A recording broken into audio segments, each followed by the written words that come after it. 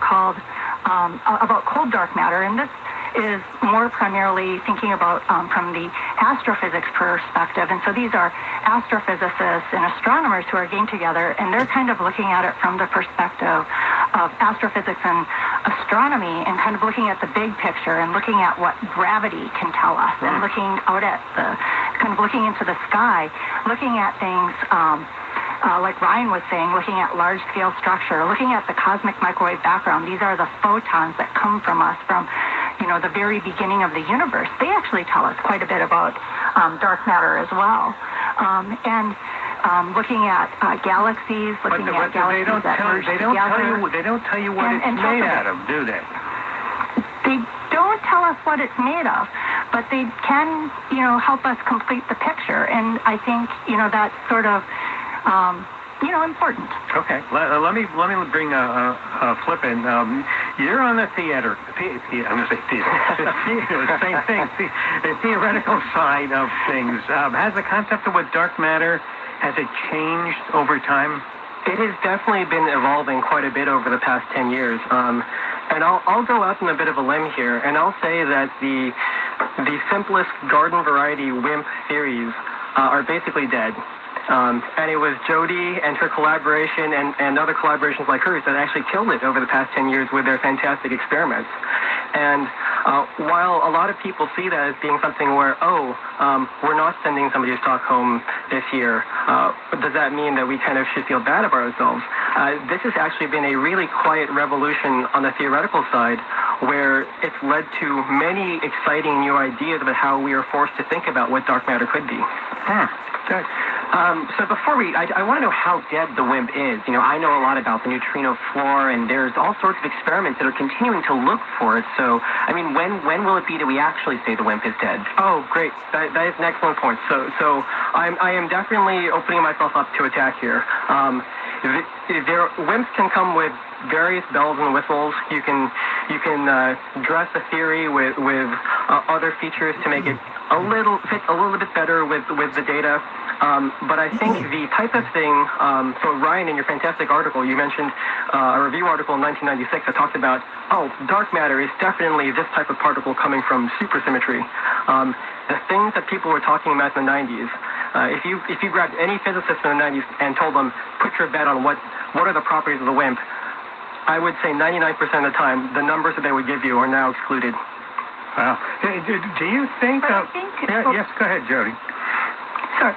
But I think one of the things that you have to keep in mind, Flip, is that, when we talk about the WIMP, it's actually a classification of particles, right? It's weakly interacting massive particles. And I think there are a lot of types of particles that fit into that classification. Kind of like when you talk about people, right? People come in a lot of different shapes and sizes. WIMPs also come with a lot of different cross-sections and masses, right? There's a lot of different properties that you can give a particle, and it can still be called a WIMP. And I think that's what gives the WIMP a lot of flexibility, and what makes it very difficult to completely rule out. You're not ready to clap. I'm just thinking the Wizard of Oz and the WIMP being dead, but you're fighting very hard for it, aren't you? I think it's important. Yeah. Yeah, Jody, you're absolutely right. I wouldn't say that I'm right. No. Yeah, I'm not fighting hard for it. I think we have, over the last decade, and we have ruled out a tremendous number of ideas about what a WIMP could be. But I think to say that it's completely dead is not a fair statement. Let me move on from the WIMP to new thinking about physics. Flip, do we need new ideas? You're a young astronomer, a physicist, theoretical physicist. Do you bring new ideas to the table that perhaps your forefathers, I might say, might have not been accepting of? Oh gosh, I hope my advisor is listening. Hello, there's John. So hope you're doing well. Yes, I'm okay. Just listening to probably the WNYC. Colleagues, we see ourselves as Charlton 1460 sent a bronze medal. Thank you for the bronze medal. Physicists who thank you very much. In our PhDs, building new theories for the Higgs boson, and all of the promises of the 90s, the theories of the 90s. Can you put the office? I hear you. Okay. Kind of sold ourselves. All right, I'm listening to this. When the Large Hadron Collider turns on. Jasmine. Okay. Hello, Jasmine. About the Higgs. And then come 2013, when we're all writing up our dissertations, the LHC discovers the Higgs, and it turns out to be the most boring possible thing from the point of view of new physics. And I think a lot of the theorists of my generation kind of had a bit of an identity crisis where we had to reevaluate what is the most pressing question in particle physics. And not only what is the most pressing question, but what is the most pressing question that we actually have a shot at answering experimentally in our lifetimes. And so I think we've all brought a kind of toolkit for how do we approach models of particle physics to this new arena of dark matter physics. Mm-hmm. What about the rejiggering of our ideas about gravity? Maybe ask Ryan about this too. Do we really have to rethink our ideas about gravity because it's so key to understanding the universe if we don't know what the dark matter is? I think there's a couple of people who will tell you that perhaps we need to rethink the ideas of gravity, and I think I'd like to leave it up to Jody to tell me what she thinks about that as well, because she's at KITP, so she can get you a bit of what the people there are thinking. But there are two theories that I talked about in my piece recently. One is modified Newtonian dynamics, or MOND. The other one is emergent gravity. Jasmine, 11 o'clock going up past. Okay, 16. Okay. Right now I'm listening to the radio show. I don't want to interrupt it. When there's a break, I'll talk. I don't want to keep interrupting. Well, okay, Jody. So, what do you make of this? Anyway, thank you for being in the I chat. think the way that Ryan described it is very fair. These are ideas. They're not fully developed theories. Theories are hypotheses. They've been tested. Usually when we have a theory, it's complete. Ideas are great. I think that right now, there's a lot of evidence out there that sort of points to the idea that dark matter is a particle. And if I were a betting person, I would put my money on dark matter being a particle. However, we've been searching for dark matter as a particle for a very long time now, and we haven't found it. And, I think it behooves us to entertain the idea that perhaps we might be wrong. And so we should leave a little room in our minds for the idea that there may be some other ideas and some other possibilities out there. But these ideas of modified gravity, emergent gravity,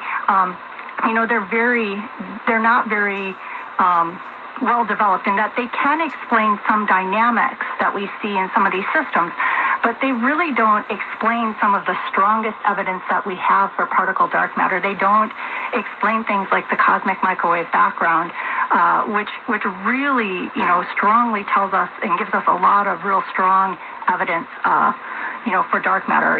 And when we take our whole, sort of everything that we have from astrophysics and astronomy and we put it together, just saying dark matter is a particle, that sort of solves it all. Okay, let me just so I think that it's good.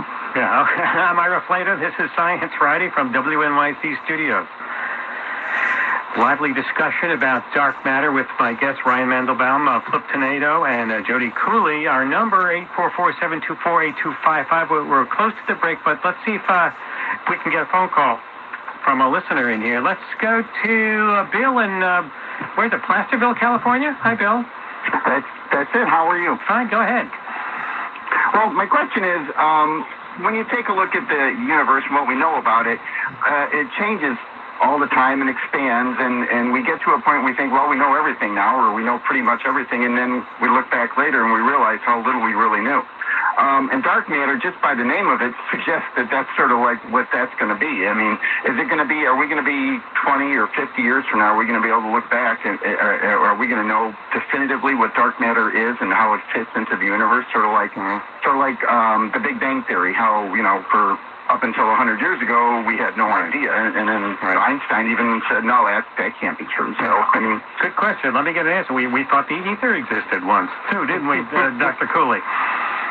Are we going to know 50 years from now what it is? I sure hope so. I'm sure hoping that within the next 5 years that we know.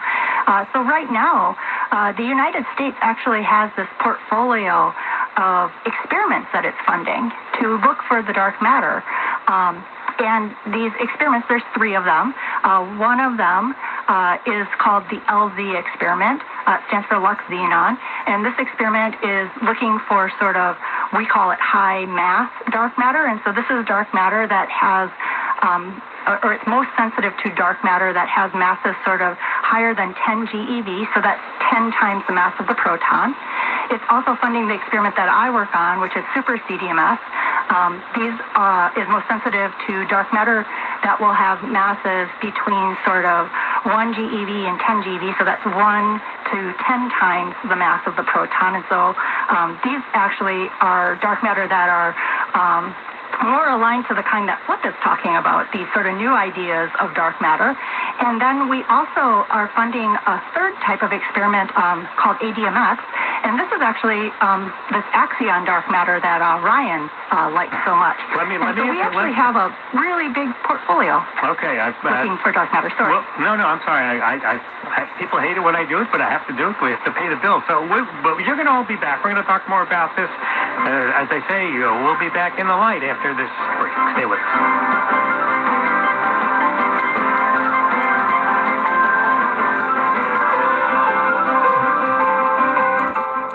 Of course, this is WNYC out of New York City. I'm in Yonkers, New York, USA.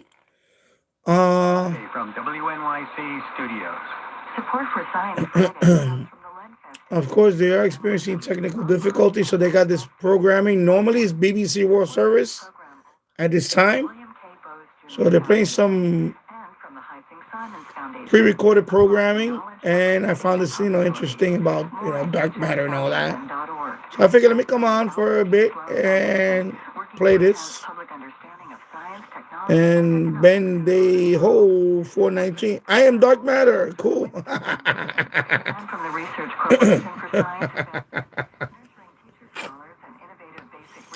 And Jasmine. Okay. Yes, I'm just playing this, and and I appreciate the likes, and please like the live stream. Our engineers resolve the problem. As you can hear, they're having some technical difficulties, so I'm playing this because this normally doesn't happen. So I figured let me record it, let me do it live. There you go. This is Science Friday. I'm Ira Plato, and we are talking this hour about the hunt for dark matter, which they say makes up 25%, something about 25%. Of the universe? Ryan? I'm with Ryan Mandelbaum, science writer at Gizmodo, and there are all kinds of new ideas and new theories. And of course, we're not talking about dark energy now. Let's just get that out of the way. That's a different... Oh, that's different. We're just trying to get it. We don't understand. We barely understand the 4% of the universe that we're made of, and now we're trying to get to the 20-something percent that's dark matter, and then there's dark energy. We don't have time. Another show for that. My guests are Ryan Mandelbaum and Flip Zanetto and Jody Cooley. And Flip, let's put our hair-hurting helmets on and talk about paradigm-shifting ideas. For example, Ryan talked about in his article the sterile neutrino. What is that? And what other paradigm-shifting ideas can you think about? I don't know. Dark matter dead. Yeah. So the sterile neutrino. So it's kind of a natural idea to think about for dark matter because we know in our universe there is such a thing called the neutrino, which is a really weakly interacting particle that rarely interacts with ordinary matter. So for a long time, people thought that either the neutrino or some cousin of the neutrino could be the dark matter. That didn't quite pan out, but to this day, there are variants of those types of theories, and one of the forerunners is called the sterile neutrino. This has picked up some interest recently because of some astrophysical signals, looking at this 3.5 keV gamma ray line, which some people really think could actually be the first possible signature of sterile neutrino dark matter. And so what other ideas, just ideas, and I'm not going to call them theories because Curly will get angry at me. So what other ideas are out there? And so Ryan mentioned a couple, strongly interacting massive particles, primordial black holes. One that we're really excited about at UC Riverside is self-interacting dark matter. And so this is kind of a cousin of the WIMP, where you have a dark matter particle that actually has its own dark forces. Say that again? Yeah, so this is I'm not a listening new particle. to Star Wars here, but Exactly. No, it's exactly what it sounds like. So there's just like visible matter can interact with itself, meaning protons interact with electrons to form hydrogen. You could posit that maybe dark matter also talks to other types of dark matter, and maybe you get some weird, complicated dark matter interactions that we would never directly see because all of this stuff is dark. But this could actually affect the way that that dark matter clusters in the universe, and this might be something that we can see from tracing the visible stars that we can see from our telescopes. I mean, if you think about, if dark matter is a thing and it's 5 times more than the amount of mass in the universe, then it's almost naive to think that dark matter is just a single particle, right? Absolutely. wow. There are a lot of people, a lot of tweets, and I want to just cover this because there's a lot of them coming in to want to talk about the multiverse, explaining the same effect that we're attributing to dark matter. Is that possible? That's a little bit more out there. And so I think one thing to be said about this idea of we haven't found dark matter yet, so maybe it's time to restart and find some completely new paradigm and throw away this idea that there's some new particle. This is actually, it sounds very nice because it sounds like, well, there's this complicated thing that we don't understand, and we're making these very convoluted theories to explain it. Why not just start from scratch? Actually, believing that dark matter is a new particle is really the very conservative thing to believe. And this is because in addition to the rotation curves that Ryan very nicely explained earlier in the episode, we see all sorts of evidence cosmologically and astrophysically that this thing that is clustering in the center of galaxies really walks like a duck, swims like a duck, quacks like a duck. It has to be a new particle. Now, could it be modified gravity? Could it be something weird from some very evolved string theory? This is all possible, and we actually learn a lot from reading those papers. But right now, it is the most conservative thing to say that there might be a new particle that we just have not understood. Let me go to the phones to Modesto, California. Hi, Lynetta. Welcome to Science Friday. Hi, thank you so much.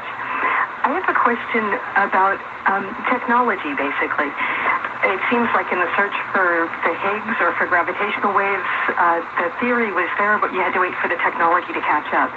Is it possible, is there some dream machine that you could build or some dream experiment you could build that could, if you weren't limited by current technological standards? Good question. I've never heard a physicist say no to that question. Well, let me ask Dr. Cooley, what do you think? Where is the technology there, or is it possible or impossible to build something big enough that to detect? Yeah. So I've actually heard Catherine Zurich say that we're actually in a situation now where theorists are trying to catch up to the technology when it comes to searching sort of for the low mass dark matter. Do you think that's fair, Flip? That I would completely agree with, yeah. Explain that a little more, Dr. Cooley. So I think, so it actually turns out that the technology that I work on, the CDMS, or the super CDMS technology, we call it now. So CDMS stands for cryogenic dark matter search. For a very long time in the field of dark matter searches, my experiment was one of the leaders in the field of looking for these dark matter WIMP particles that, had masses 10 times the mass of the proton. And then the xenon, these liquid noble technologies, the xenon technology sort of overtook us in that region. And so we adapted our technology so that we could start looking at these very low mass regions. We could go to these lower mass regions, and the technology developed that we could look for lighter mass dark matter particles if it was that they could be interesting. And so we kind of turned to the theory community and said, is this an interesting region to look in? Are there ideas for dark matter particles that could be interesting in this space? And I guess that's where, Flip and his colleagues sort of had to get to work. That's right. So basically, And so maybe Flip would have more to say. well, I guess just to make sure the audience understands, these experiments are basically just big, sort of sitting there waiting for something to vibrate through them. And right now they're ruling out some of the bigger stuff, but then the theorists haven't come out with a way for them to rule out the smallest stuff. Is that right? or to look I for think small so, yeah. stuff? Yeah. So the explosion over the past 10 years, and what's really remarkable from the physics side is that particle theorists used to kind of go off and do their own thing, sit in their coffee shops and write their papers. Now more than ever, they're actually playing a much more active role in communicating actively with experimentalists and trying to brainstorm new ways to look for dark matter particles that behave unexpectedly. And one of the directions here has really been to talk to condensed matter theorists or condensed matter experimentalists who work on novel materials. Some of these include superconductors or two-dimensional materials where these are ideal for looking for dark matter that is lighter than the typical WIMP. All right, let's go to the phones. Nathan in Verona, New Jersey. Hi, Nathan. Hi, thank you for taking my call. I got a question here. So, as technology goes advances, we can continually see and learn a lot more. So, think about flower. When we look at it, all we see are the colors, but then all of a sudden they start looking at flowers with UV lenses, and all of a sudden they see all these new patterns. When we look up the sky, all we can see is, with our eyes, is what's available in visible light. But then we have new technology that can see X-ray and all these different spectrums. And I guess my question is on dark matter. Is there something outside of something visible light that we just don't have the technology yet to see what the presence is? And then the second thing is, in a different sort of caveat to that is, what if it is there, but it's actually in a different dimension? So until we have that technology to see something in that dimension, we can then see that it's right in front of our eyes. And it actually might be here on Earth as well, not just in the sky. So I guess sort of a deeper question. Thinking outside the box, yeah. I mean, is there a radiation that we don't know about yet? It's giving off something, is his first part of his question. Now, we don't know how to detect it. That's a great question. I think 5 years ago, there'd be a real great answer. We could say, here's one thing that we haven't detected yet, but we actually have just detected it, and the answer is gravitational waves. So this was a recent Nobel Prize in physics, and one part of the dark matter community is really excited about the use of gravitational wave astronomy to probe properties of dark matter in the early universe. And the idea here is that what dark matter did in the distant past could have left an imprint on gravitational waves. And unlike visible light, gravitational waves let us probe really far early into the history of the universe in a way that we never could before. So this was actually a very prescient question. That this is exactly the future that we're in right now. So there is another question that I've got, and that's what if we're in the realm that dark matter does not interact with regular matter? That there is maybe this dark realm, but dark matter only interacts with gravity and not with any of the other forces or some new force. So this is sometimes called the nightmare scenario. I think Jody would agree with that. That would be very frustrating for Explain it for us. experiments. What do you mean in the nightmare scenario? So our best way of understanding what dark matter is to grab it into the lab somehow. So Jody's experiments are based on this principle of dark matter hitting a nucleus of ordinary matter. At the Large Hadron Collider, we try colliding two protons, two ordinary matter particles, and look for signatures of maybe some dark matter being produced. If dark matter does not interact at all with ordinary matter, except for through gravity, then we wouldn't expect any signatures from these experiments. And what we would end up doing for the next decade is learning more and more about how weakly dark matter must interact. And how could you test that out? The upside to this is that there is already some indication that there may be a way to probe this, and this is called small-scale structure. So what we do know is that dark matter forms the gravitational seed of every galaxy that we see in the sky. And we can track something about the dark matter density by following the orbits of the different stars in those galaxies. And one thing that's been coming out is that, we know that there is dark matter there because we can see the velocities of the stars don't make sense unless you have additional mass. But if we look more carefully, and now we have more and more data on this, the stars still don't quite seem to be orbiting at the right velocities for the simplest dark matter models, where dark matter just kind of sits there in a bubble. And one possibility is if dark matter, for example, interacted with itself, the density of dark matter would be different in each of these galaxies, and you would see slight variations that we may or may not be seeing in the data currently. This is Science Friday from WNYC Studio. And so why is this called, what did you say, the nightmare. nightmare? I want to hear how Jody feels about this one, too, as an experimental. Why is this the nightmare scenario? No, Flip. So this nightmare scenario would mean that our best ways of looking for dark matter, our favorite ways, and Jody's experiment is the one that I really hope actually will discover what dark matter is. But in the nightmare scenario, it would be invisible to those experiments. So wow. Yes, go ahead. Do you want I think what it means is, though, really is...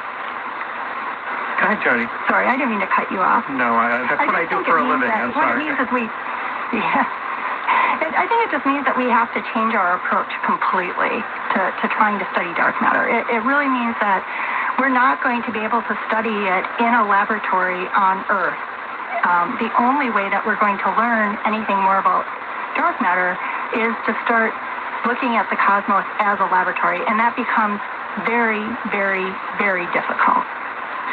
I had a couple things that I'm excited about there, which I know that there is, because when it comes to gravity, different amounts of, it makes time change. So you can actually, in some of these papers I've read, detect dark matter with really, really sensitive clocks, which is, I haven't seen anything done with it, but this is one thing that I saw recently that I was really excited about. Yeah. But the other one is I also know that there is, aren't there a slew of new results from space that really do seem to show dark matter? I mean, you have the 21, there's a radio signal from the ancient universe that seems to have been affected by dark matter, and there's a couple things now. Did I see something this week about the center of our own galaxy? There's giant black holes, and there's something in the way of some weird stuff in there that's affecting the dark matter? Or? I think I wrote about that, but I guess my question, though, is like, there are some things that are very specifically like, people are now like, dark matter's there, right? Wow. So there's in China, and there's another one in Australia. So Jody, you're saying that we're really going to be having to depend on what we can detect about gravity and everything from the cosmos instead of capturing something in our own little laboratory? Well, I hope not. But right now, you're right. There are anomalies.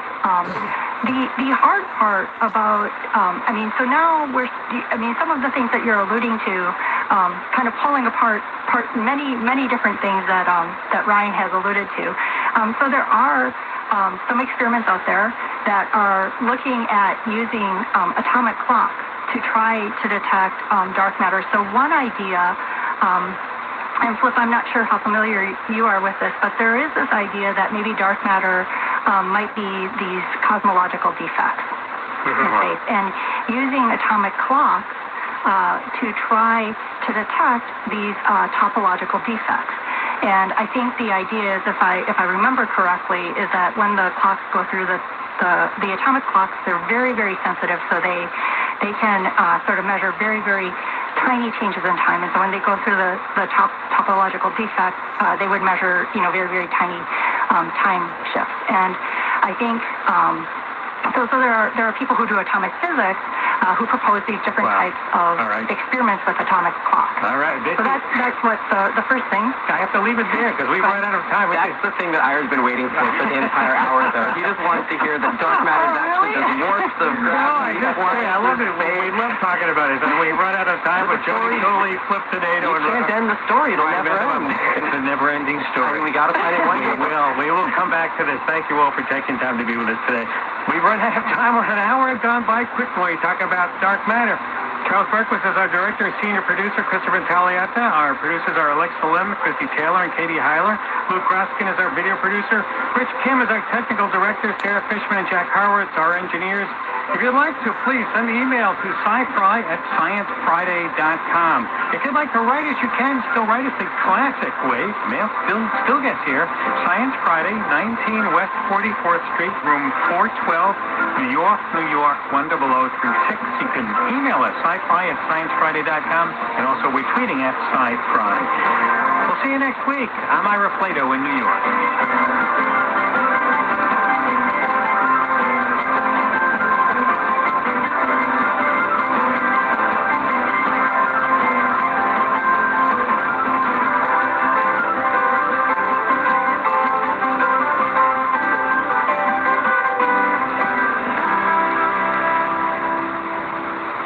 Support for Science Friday comes from the Lenfest Institute for Journalism, online at lenfestinstitute.org. Support for this program also comes from the William K. Bowes Jr. Foundation and from the Heising Simons Foundation. All right, that was the Dark Matter clip there. Of course, WNYC is experiencing technical difficulties, so I'm just playing this right now. But normally it'd be BBC World Service. I'm not going to read some of the comments because you guys are just fucking stupid right now. Go fuck yourself. You go fuck yourself. There you go.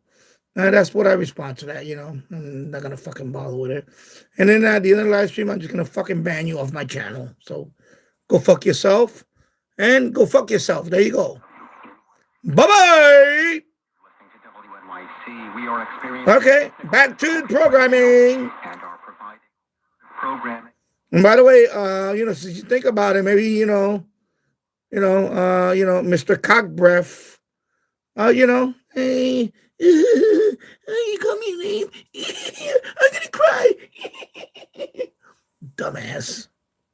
Bro, I've been doing this shit for too long already, bro. You know, the fact that you come in here, you drive by, that's it. You know what you just did? You gave me a view. You gave me a watcher. You gave me engagement. There you go. You know, you're just feeding the algorithm, dumbass. There you go. Even if it goes down to nothing, I'm still going to fucking make money right now because you know what? I'm monetized, motherfucker. That's why. So go fuck yourself. Take the dick, wrap it around your asshole, and shove it up in there. There you go, faggot. I think the finger's getting pointed at you, Dave. Back to programming. See how that works? Booyah! Out their guitars and will perform some songs and talk about growing up, listening to and playing the blues. By the time I was 16, I was playing in bands with Joe Turner and T-Bone Walker. Dave, you going to clubs in New York? They don't know me. Well, you know how I go on my live stream. very understanding. First, the news. So, this is fresh you air. think I'm entertaining now? Watch my regular live streams. Dave and Phil Alvin made their first full album together in 30 years I enjoyed in Trolls. 2014. We're going to be in the interview and performance we recorded when that album You was make fun of released. them. Back in 1979, the Alvin brothers co-founded the roots There rock you go. band The Blasters. Phil, the older brother by 2 years, sang lead and played guitar. Dave played lead guitar and wrote many of the band's songs, including their most famous ones, Marie Marie. I could put this shit like this. Like, go over to the next one. I go to bed, let this shit roll till the battery dies out. You know what's going to happen? I'm still going to get motherfucking views. So there you go. Fucktard. You understand? Doesn't fucking matter. Dumb fuck. Is a tribute to one of their early influences, Booyah! and Big Bill Brunzi. It includes 12 of his songs, including his most famous, Key to the There you Highway. go. Booyah! That's one of the songs Booyah! Dave and Phil Right there, performed bitch. during their interview. We started with the opening track from their album. This is Big Bill Brunzi's song, All By Myself. Be right back, dumbass.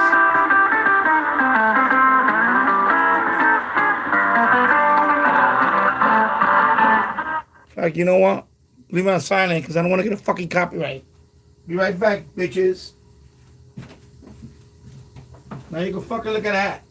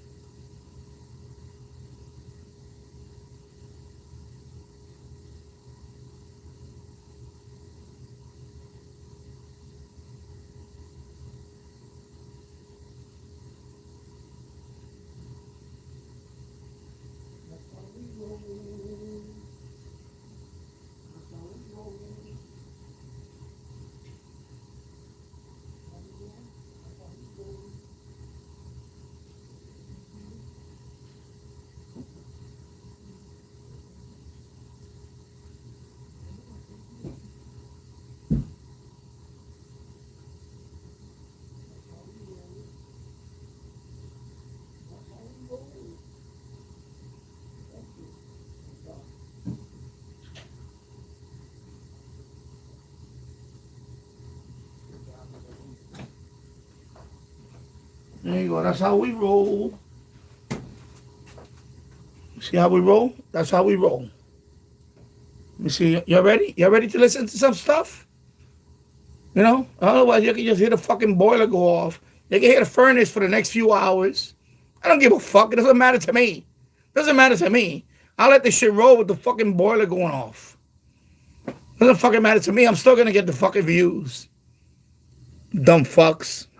My brother and I are in total accord on that, but there's always that possibility. All right, next. Let me move on. Right. My brother.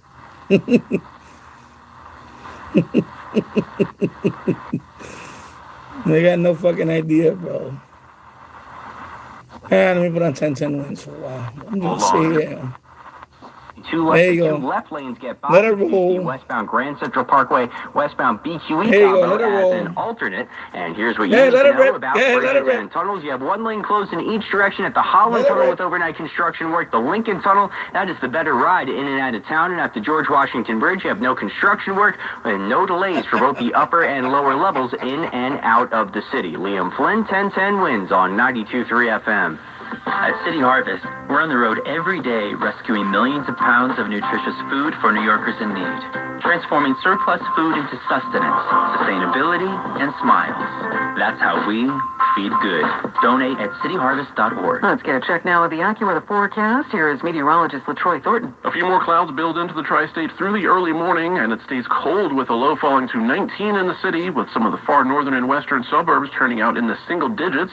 But the rest of today looks dry. Clouds do continue to build around the area with a high of 32. Ahead of the next Arctic front, that brings some snow and flurries for Friday night, with a coating to an inch in most places, but up to 1 to 3 inches of snow for Suffolk County. That snow just lasts longer there into the day on Saturday, with lows close to 20 Friday night. Then any lingering snow showers on Saturday give way to very windy and much colder conditions, with clouds breaking for some sun in spots. Temperatures fall into the teens, and that signals a blustery and bitterly cold Sunday with sunshine, high 17. I'm AccuWeather meteorologist LaTroy Thornton on New York's weather station 1010 Winds on 92.3 FM. Cold temps in old buildings means a record number of heat complaints to the city. City Department of Housing and Preservation says there have been close to 80,000 complaints to the city's 311 line over a lack of heat and hot water.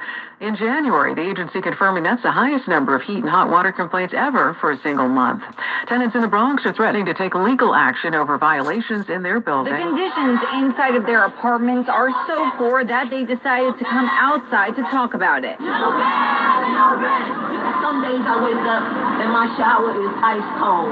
Angela Waring has lived at 2051 Webster Avenue for 57 years. Our greatest concern are the So you gotta make better choices in life. building ceilings. She, like many neighbors, say they've reached out to the management company, but haven't seen much action, which has led Stephanie Conceala thinking about moving with her 3 kids. Machine. Only way to protect our homes and our families. Make better choices. You don't live in housing.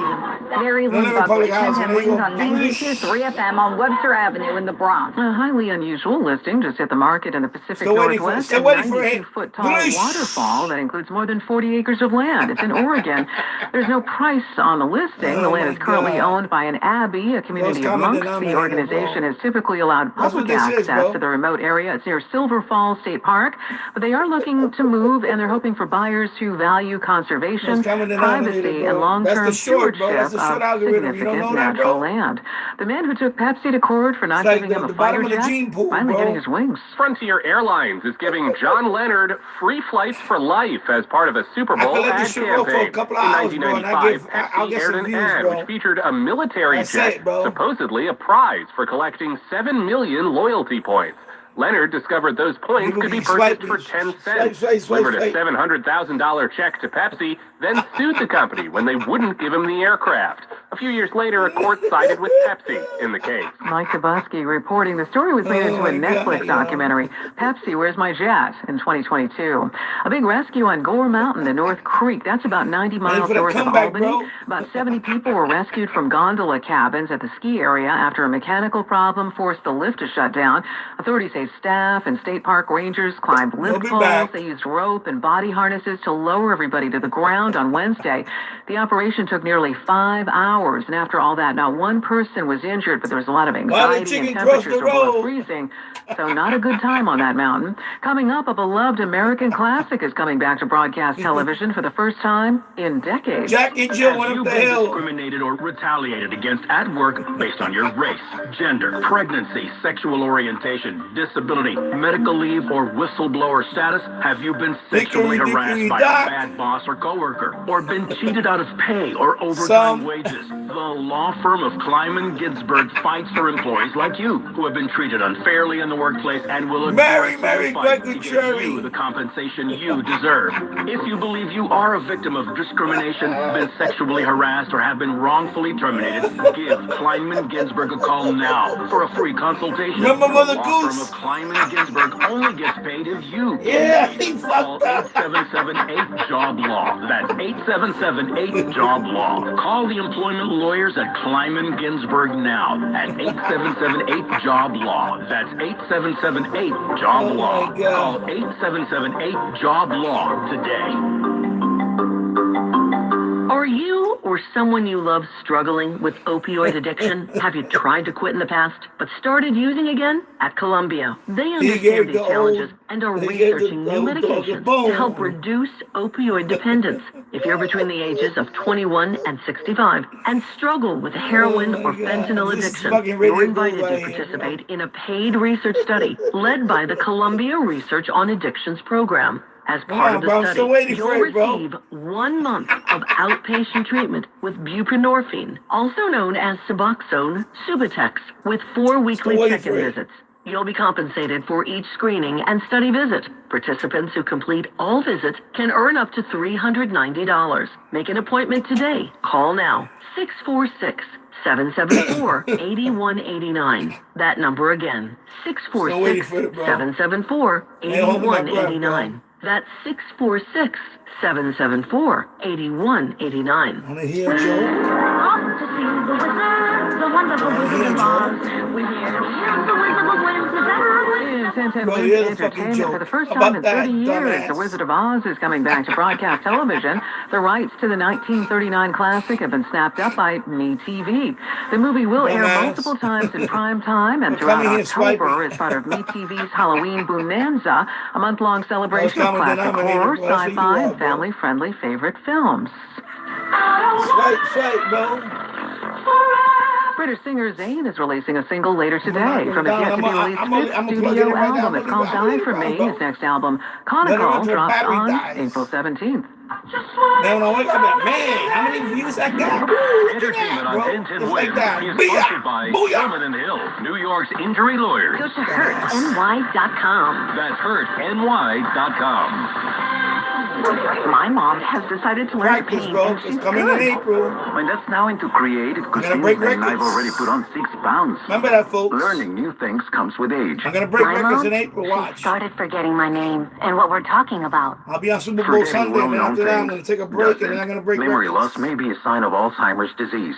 Early detection gives you and your loved one time to plan for the future. Learn the warning signs of Alzheimer's at 10signs.org. Brought to you by the Alzheimer's Association and the Ad Council. This is Alex Man, I knew that guy. That guy was funny. Oh my God. New York's premier injury law firm. We'll always fight for you if you're injured. That was the coolest guy, bro. That guy's funny, bro. That guy. In the family, now you will. At Shulman & Hill, it's never one and done. Once you're a client, you're always part of our family. We'll always go the extra mile for you. New Yorkers in every borough and on every block know us by name. Shulman & Hill. Get your free consultation at hurtny.com. That's hurtny.com. Lose the noise, keep the news, ditch the AM static for the clarity of 92.3 FM. I know you can also gift today, bro. That's it. I set up gifts. So there's gifting on YouTube, by the way. On 92.3 FM, you give us 22 minutes. Anybody want to send a gift? Hey, there you go. Send me a gift. Or better yet, super chat. Well, that's a coincidence. We've got 22 degrees, partly cloudy at 3:40 on this Friday, February 6th. I'm Monique Coppola, and here's what's happening. Did the bus driver see the child? That's what investigators are working to figure out. An 11-year-old girl was killed after being struck by a bus. Didn't stop in Bath Beach. An investigation underway into what caused an apartment fire that killed an 81-year-old man in Brooklyn. Port Authority planning to crack down on illegal taxi hustlers at airports. James Farley is on the air. There you go. Yeah, I'm just having fun tonight, bro. Yo, that's gifting now. Look. You see that up there? Right there. Look at that. I got some rubies. Because somebody drove by. I had a couple of drive-bys here. But that's what's fun about it. I can let this shit roll, bro. They don't know that, bro. I can let this shit roll. I'm going to get views no matter what, bro. I can put this shit on silent, go to the next room, and sleep my ass off. And I'm going to let this shit roll. As I'm saying, yo, come in. You know, I'm going to do my Super Bowl Sunday extravaganza. And then I might take a break for a while. And then, you know what I got planned? I said March, but I may push it to April. And I'm going to break some records. I'm gonna shatter some records. I'm gonna take it to the next level. So, you know, you guys come in here, hey, bring it on, bro. Because, yo, it's all about engagement, bro. That's it. Swipe, swipe, swipe, bro.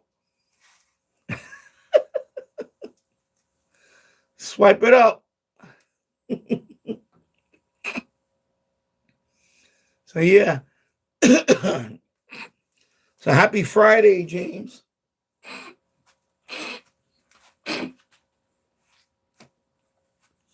Happy Friday. Yeah, so I said, you know what, let me live stream. I was on TikTok for about 30 minutes. I was like, you know what, let me live stream today. I'm up all night right now, but I was like, you know what, let me live stream. So I said, let me be up. I'm gonna be up. I'm gonna let it roll. I was playing WNYC. They're having technical difficulties. So I say, let me, you know what? I'm gonna let it roll. See if anything unusual happens. And then right now I got on 10-10 women because WNYC just got. Let me go back to WNYC. Let's see what's going on. The driver and the bus. Let me see WNYC. Because it's not BBC World Service. It's... But he hit flatline twice. And I'm still unpacking. Because I had it on earlier. They were talking about dark matter and all that. Kind of like Dr. Sky thing going on. It's easier for you to start performing together. I mean, you talked earlier about how, oh, hello, RT08. I hope you're doing well. Good morning. Bill Burns, you both agree on. No argument there. But did knowing that, realizing in a way that you made. So I'm just letting it roll. You know me. I'm just trying to get some minutes. I said I'm gonna be up for another hour or so. I said, you know what, I'm gonna let it roll. I said, just let it roll. Trying to find something interesting to listen to, and let me put on 770. Why not? You know what I'm saying? Something. All right, I'm gonna let it roll. They didn't intend for this to be such, but it went bad. You know, one of the things you're going to find out about the JonBenet Ramsey case is that there was a period of time where they had open house. Did you know that? They had an open house in this area. There you go. That's my admin right there. Boom. There you go. My admin's coming through right now. They're laying down the hammer. Bing, bing, bing, bing. I love it. There you go.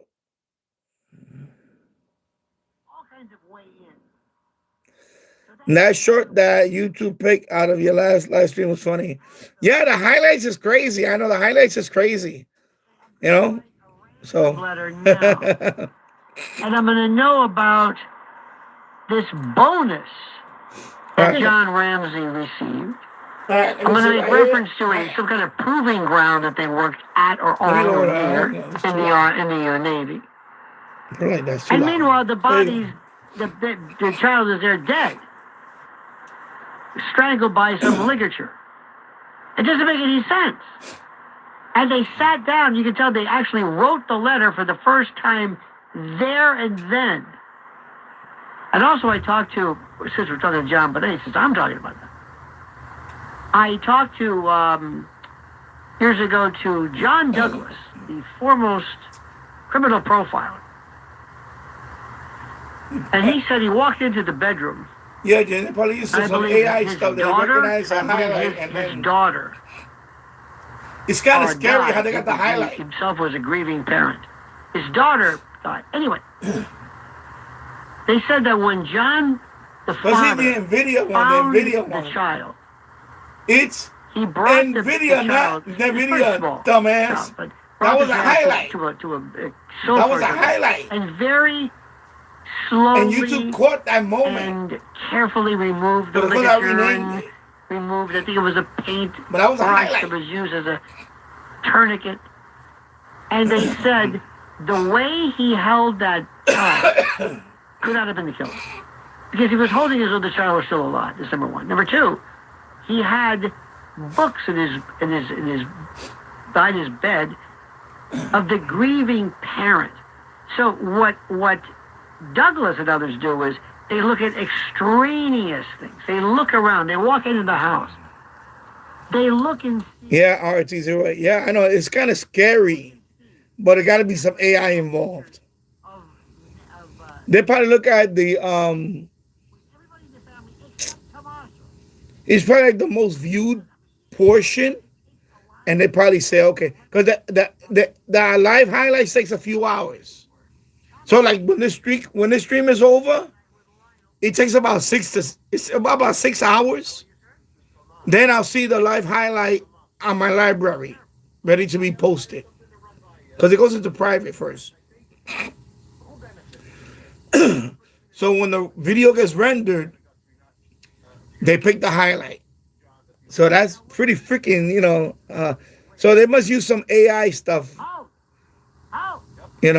you're talking whatever. qui bono, qui prodest. Who benefits? Because that governor stuff, that was funny. That governor stuff was funny. It was like,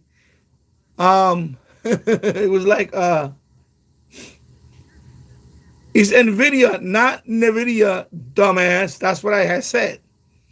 And it caught that moment. Oh my God, it was so funny. That person may have something to do. And that little highlight got over 400 views already. Somebody realized. Let's say So sometimes the little highlights, they give you a few more views. was waiting for her chance. She would have had to have known. Now, by It the becomes way, a short. So if anything An understudy. well, So that particular one got over but she has 400 to be views. told out. Remember, this is for one of the biggest Just events like ever. that. This is the Olympics.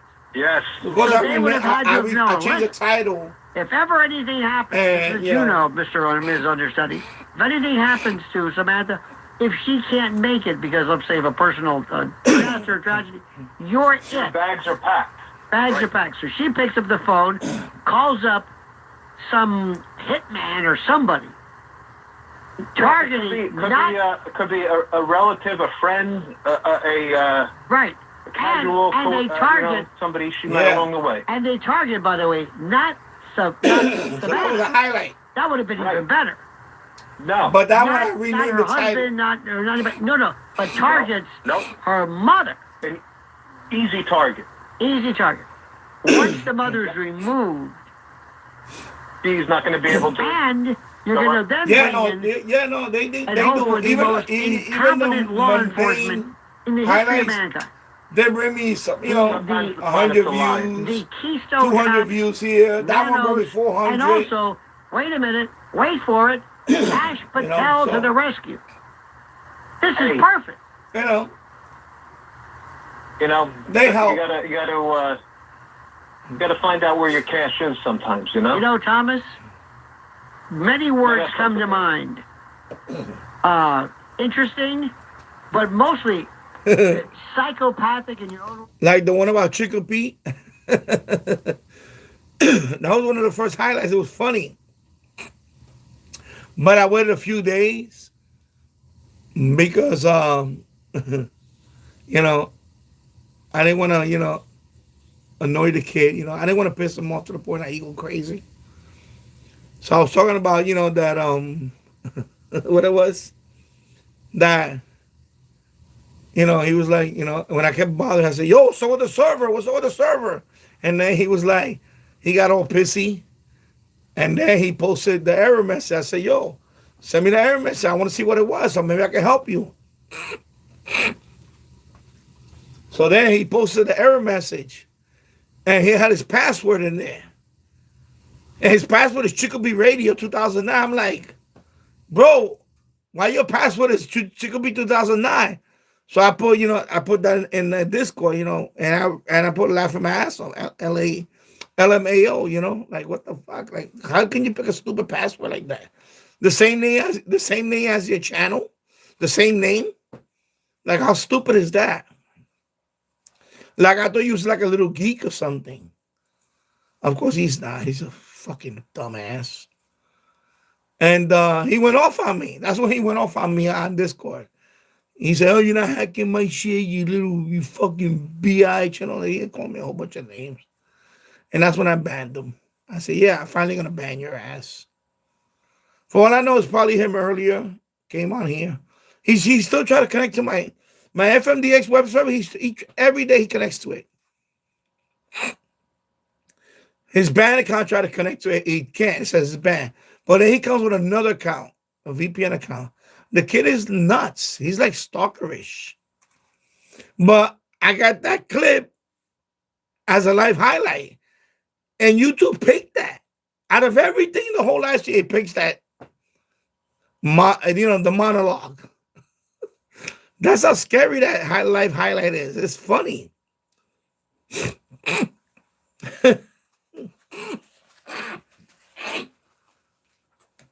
me blow my nose, sorry.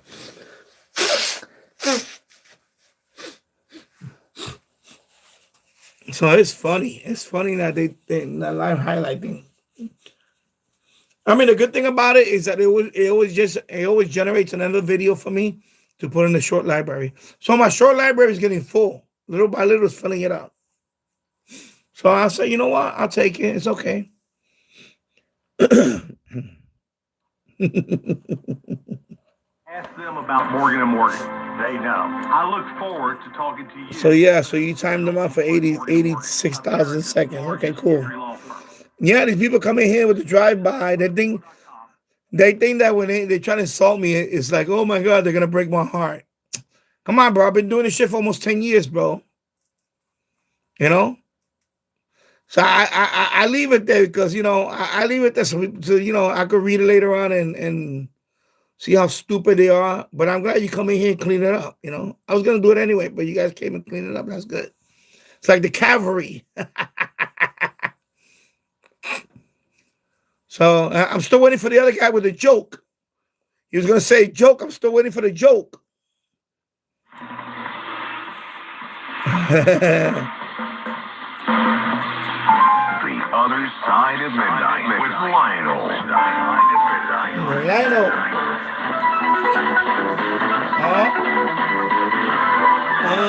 Lionel with you, and this is perhaps. All right. Of course, I'm going to get copyright notice on that, but it's okay. Oh, Rio. And there you go. Duran Duran, baby. That's Duran Duran right there. Really don't understand the notion of probability. And our motto would be, well, it's possible. Jim in Chicago, you're on the other side of midnight with Lionel. Hey, Lionel. Stop the presses. Wait a minute. Everybody quit rattling their... Oh, yo, that sounds like Jim's Radio Check. He's from Chicago, too. Jim's Radio Check. With you, that is without... Kind of sound like him. It's dangerous. Don't ever abuse it, okay? All right. Thank you, sir. Kenny in Bayside, you're on the other side of midnight with Lionel. Hi, Lionel. Hundreds of Americans get kidnapped in Mexico every year. And also, you got to look at the family members, friends, people who did work on that house. You see the size of that house? You know what? It's an excellent point, too. And I think you've got to remember that kidnapping, especially in areas like that, we're not suggesting it was directly a cause of this. All right, here we go. You know what they're talking about, right? Savannah Guthrie. Savannah Guthrie. Her mom is still missing. Nancy Guthrie. And let me say a couple of things about it, because I'm gonna do a monologue right now. 1 hour in, here we go. Booyah! First of all,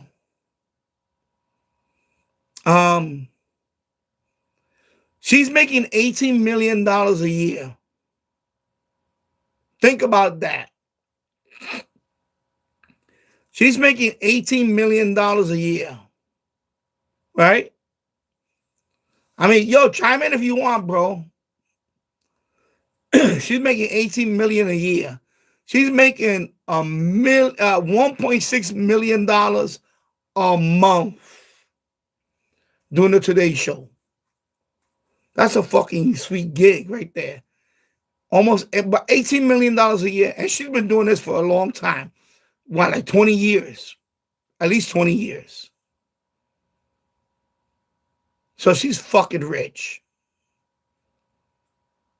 Why is your mom alone in the house? Explain that to me, people. Why is her mom alone in the house? And by the way, now I know she's alone in the house. She only has a Ring door cam and one fucking security cam in the house. That's it. That's your whole security system? Are you kidding me? You know what I'm saying? I mean, seriously. You know? Yeah, exactly. No security system. You know, at least pay somebody to pay her a visit. You know, and over here in New York City, they got visiting nurse service, right? VSNY. It's called Visiting Nurse Service of New York. That's covered by your health insurance here. You know, you could have somebody come and visit you every day just to check up on you. She's 84 years old. She could barely walk. You know? Like, what the fuck? Like, exactly. No. My thing is, if I was making that much money, you know, well, we did that anyway. My mom lived to be 86. My mom lived to be 86, but you know what? She was always surrounded by us. My mom was always surrounded by us. And like, by the way, good point about the public figure. My mom was surrounded by us. In other words, when we had the house in the Bronx, five of her sons were still in that house. And my sister, so it was 6 of us. And we had tenants upstairs. So somebody was always watching my mother. You understand what I'm saying? That's a Latino thing. By the way, a Latino thing. Yeah, people. I'm sorry, I'm going to ruffle feathers here. I'm going to ruffle feathers, white people. White people, I'm going to ruffle feathers. Latinos, we take care of our family. We take care of our parents as best we can. You know what I'm saying? We have a big house. Yeah, we have a house. It's not a big house. The house was not that big. It was not that, you know, the mad square feet. It was only like 2,000 square feet. It wasn't that big. A house. But my mom was living there until she died. When she died, there was family around. She didn't die alone. She didn't die alone. Okay? I want to make that clear. Latinos, Latinas, we like to have, you know, generational right there in the house. We don't put our mothers in a fucking home. I'm sorry, we don't do that type of shit. It's kind of like unheard of for Latinos to do that type of shit. But I'm sorry, you know, white folks, you know, here you go. And don't get pissy, people. White folks, let's shove her in a fucking home. That's it. Or she's living by herself. She's living by herself with no fucking security. With nobody to check up on her, nobody. You know, she has a brother, you know, a son. Where the fuck he's at? Like nobody. What I'm saying is, you know, what the fuck? Like, why is this woman alone? Especially if she's on medication that she has to take every day. She has to take this medication every single day. There got to be somebody in there checking up on her. Somebody, anybody, a friend, pay the person. Pay the person. Pay somebody. I need you to check up on my mom's every day at this time, like clockwork. Make sure she's taking her medication, blah, blah, blah, blah. And by the way, not one camera, fucking multiple cameras. And maybe have an alarm system. Hello. I mean, am I missing something here? Like, I find that to be suspect. You understand? And then don't get me started on the reward. It was $2,500. And then, woohoo, they bumped it up to $50,000. And it's not even her money. It's the police department that's putting up the money. I'm trying to say, bitch, you make $18 million a year. You can't put your own fucking money for reward money? That's your mother. That's your mom. What's your reward money? Like, what am I missing here? I mean, seriously, what am I missing? She's making $18 million a year. You can't put, the police got their own reward of $50,000, $100,000 reward. Bring my mother home. You see what I'm saying? $250,000. You're making $18 million a year. Are you kidding me? What am I missing here? I mean, seriously. Come on. I mean, is it only me I'm thinking this way? I cannot be the only person thinking this way. It cannot be. Holy shit. Sorry. Okay, let me read the comments here. Yeah, no security system. RT08. Yeah, in a mansion with a pool. Unfortunately, anyone in public. Yeah, exactly. That's another thing. You're the mother of a public figure. Come on. That means that you're a target for kidnapping and ransom. Or target for robbery. Because, the story is that the story is that the person that went in there broke the fucking first camera, the ring cam. And I guess they had another camera in the back or something. He broke that. So you got to assume right now that it's somebody in the inner circle. That's another thing. It means that somebody, whether it was a landscaper, because if she live in an HOA environment, that means she ain't cutting that grass. I'm sorry. That means it's a landscaper that's cutting that grass. Delivery person. Regular delivery person, whatever. Or even a caretaker that's coming there once in a while, probably scoped out the place and say, yo, she only got this camera, this camera. And she's the mother of, Savannah Guthrie. Ooh, maybe we could get a big score on this one. You know what I'm saying? Come on, bro. Come on, bro. You know what I mean? RT0, my grandmother was with my grandma until she passed. Exactly, families stay together. But, I don't say, I know I'm going to ruffle some feathers, but, some of the white folks, they just love that. I'm going to dump her in a home. No, Latinos, we don't do that. Latino family, Spanish family, traditionally, we like to keep abuela in the same house. I'm going to ruffle some feathers. Some of you guys out there. And I'm going to say who? Some of you guys. Don't do that. I know people are, because she's a burden. Even though she raised you, all of a sudden now she's a burden. She's a burden.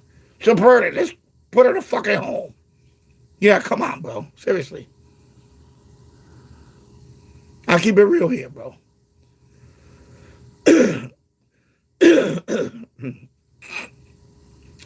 I stay in Iowa longer with my mom because she wasn't feeling well. My stepbrother lives close by also. Okay, so your stepbrother, you know, that's cool. Yeah, it is someone they knew. It has to be. It has to be someone that knows that house. Whether they went there to deliver or something, or caretaker or whatever. It's somebody, you know what I mean? And, you know, law enforcement can't figure that shit out. That's another thing. Are you fucking kidding me? Come on, bro. Like, I could tell you right off the bat, it's somebody they know. But it goes back to the other shit, you know? Like, you make $18 fucking million a year. Why is she living alone in a fucking house? Yeah, I understand she wanted independence. Fuck independence. At a certain point, she could barely fucking walk from what the news said. She could barely fucking walk. She could barely get around. She needs a fucking meds every fucking day. Are you kidding me? Like, she can't fucking live with you? You can't buy a bigger fucking mansion and she could stay in the other part of the house? I mean, get the fuck out of here. Get the fuck out of here. Sorry. Fucking bullshit.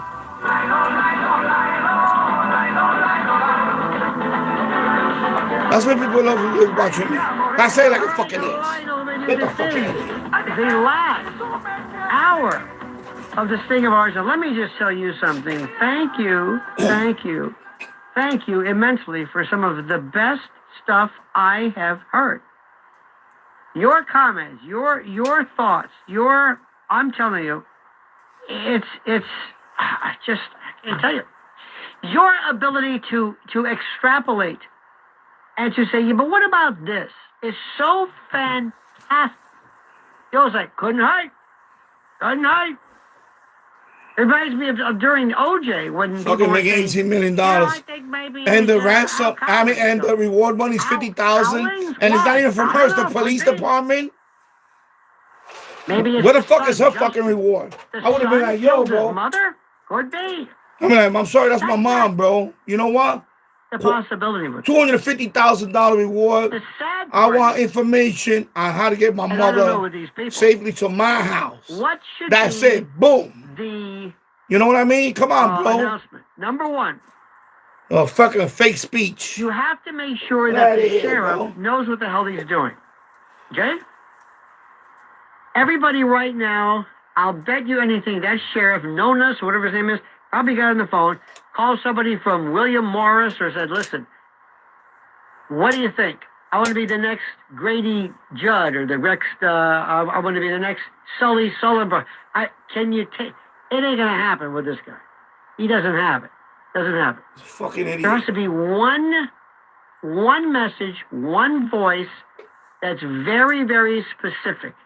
You don't tell people a lot. You don't have to tell them anything. I don't think the public needs to know anything at all. You got to make sure that it's one person so that somebody can say, well, maybe you got to say, no. We only have one person suggesting this. Now, local law enforcement are going to go crazy. There's no way that a local sheriff is going to say, are you kidding? I've got the biggest story of my life and everybody's here? No way. And that's why you got to pull rank and you got to say, we're doing this. Plus, with the FBI, you got to ask, are they any good? I got to say something. I think they're doing a great job. I think most of them are terrific. You know, I was a pen pal with J. Edgar Hoover years ago when I was a kid. This is true. But when they say, please, have a heart.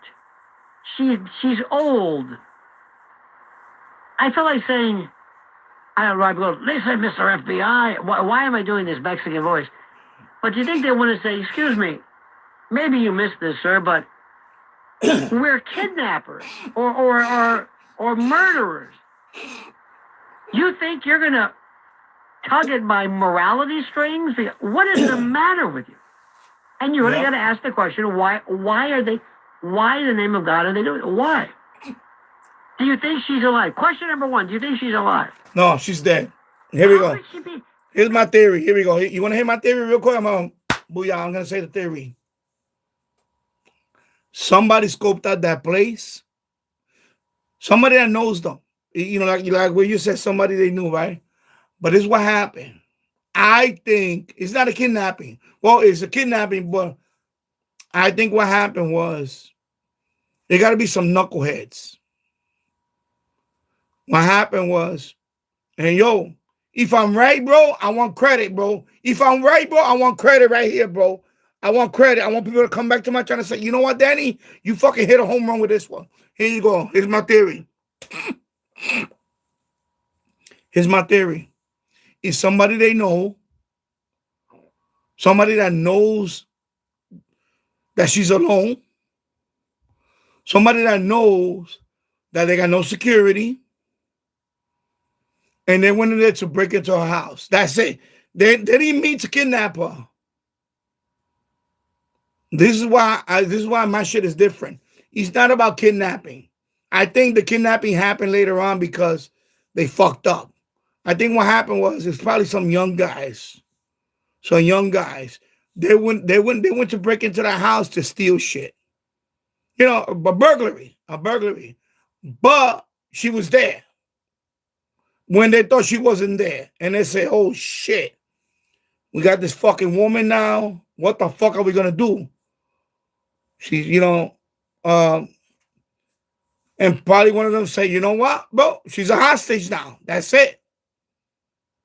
Because we can't keep her here because she gonna ID us. So they say, you know what? You coming with us.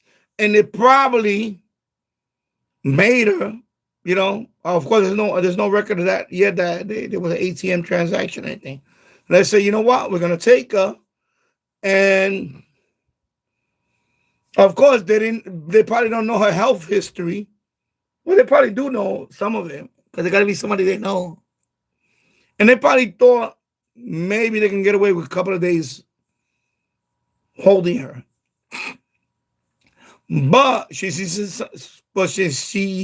is on all kinds of meds and whatever, and she needs to take it every day. And I don't think it was planned. I don't think this was a planned kidnapping. I think this is a burglary that went wrong, and they had to fucking take her. That's it. They fucking took her, and now they're finding some hotel room somewhere. And they're saying, "Oh shit, bro! Now the whole fucking country is looking for this fucking woman. What the fuck are we gonna do?"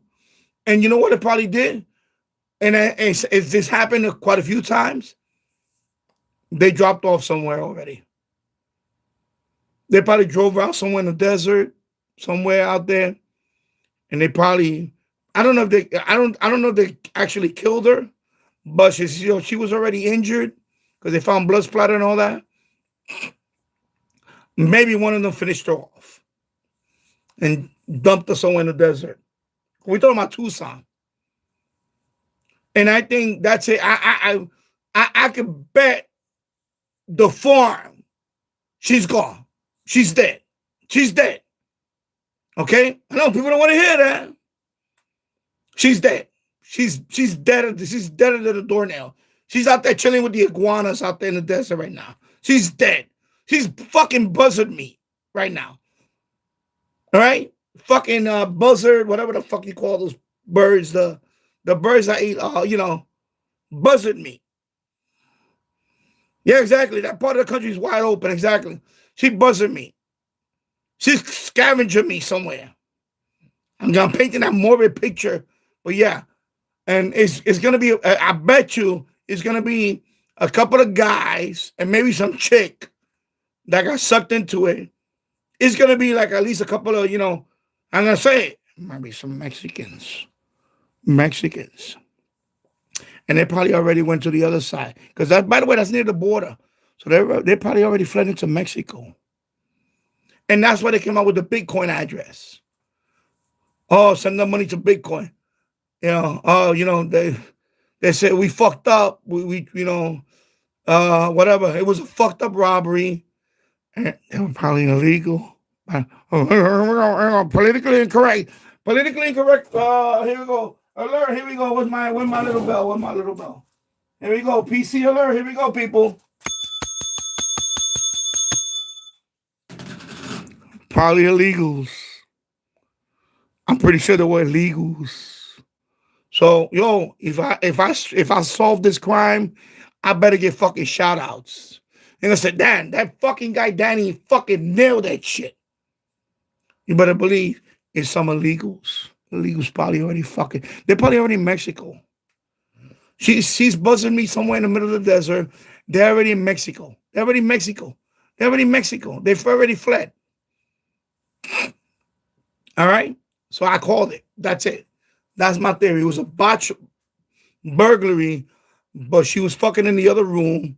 You know what I mean by that? They didn't think she was in the house, and all of a sudden she popped out.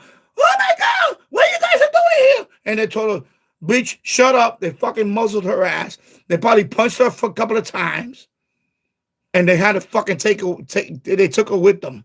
Because they weren't gonna let her stay there and ID them. Because they know who she is and she know who they are. It gotta be somebody that been in the house a few times. So yeah, it was probably it gotta be a botched burglary. Went bad, and they had to fucking take her. And they try to hold her as long as they can, but in her frail state, I hate to say it, they say, nah, bro, we need to get rid of her. And they got rid of her, and that's it. And that's what's gonna happen.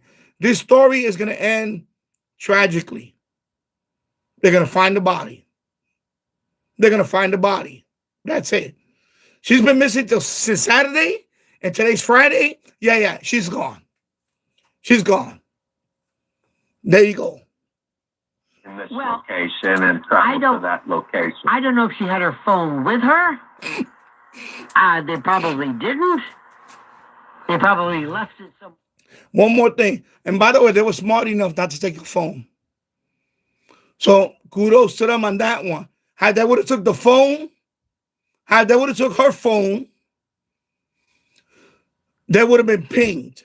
They would have been triangulated. And they would have been located. They had the smart not to take any of her devices, like her phone. So these people have done this shit before. These are, career criminals. Okay, career criminals that did this shit. Get the exact number, but maybe you could, as you say, maybe some of our and probably illegals. Shh. Sorry, no PC, no politically correct here. Probably illegals. Detective or her lover, they spotted him using this particular technology. They found out where he was at the time of this event. So it's a great question you're asking. Could they do this? Could they figure out that within X amount of feet or yards or whatever it is from this area, there were 20, 30, 40 people, and then you could do process of elimination and work through it? Maybe. I'll let other people try to tell me. Rich in New Jersey. Rich. Hey, Lana, I think you know me by now. But anyway, do you think Taylor Swift's mother's in danger? All these people that prance their parents around on air and show their face, and they got money. There you go. Is this something you could expect sooner or later? Hello? That's actually not that crazy. And knowing you, that's one of the greatest compliments I could ever give. Yo, anybody that's a public figure, I'm gonna give a story real quick. He was a Met pitcher. He was a Minnesota Twins pitcher. He was a Met pitcher. His name is Johan Santana. So all you baseball fans out there, you know what I'm talking about. You know what he said? He's from Venezuela. Johan Santana, when he became a major league pitcher for the Minnesota Twins, he won. I don't know if he won the Cy Young. I think he won the Cy Young too. The first thing he did was to get his parents out of Venezuela. You know why? Because they kidnapped famous people's parents for money.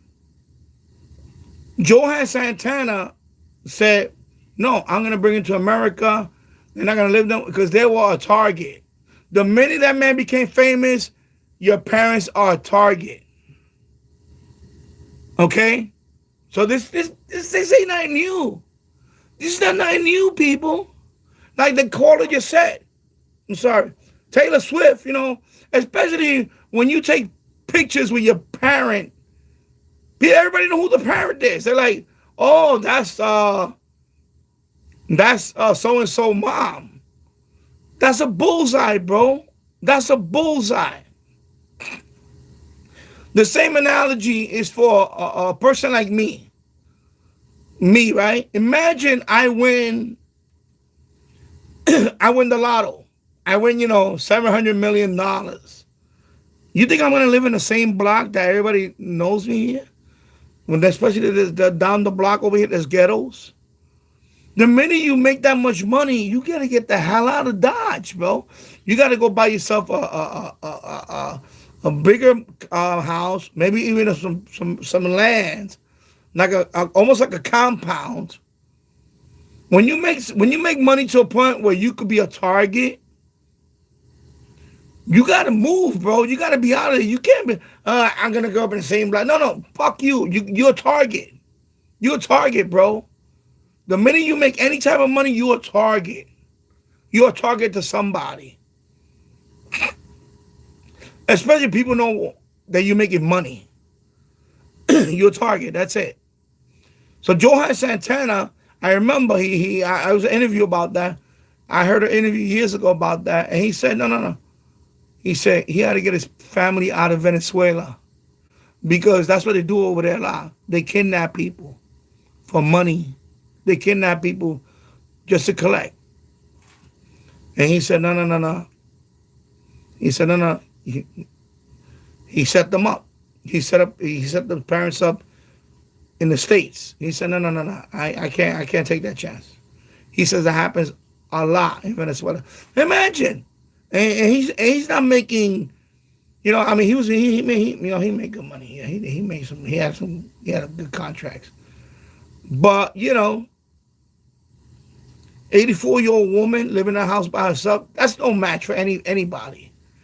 Anybody that broke into the house, that's no match. She's no match for any of them. And I'm gonna tell you right now, probably the people that broke in there, they gotta be young kids. They're not, I'm going to say they got to be young and stupid. And they fucked up. They say, oh, shit, we fucked up. We took, and that's what happened. They took the person and they say, oh, shit. Or maybe they didn't even know that they broke into one house and they didn't think that woman was going to be national attention. Maybe they didn't know that woman was the mother of,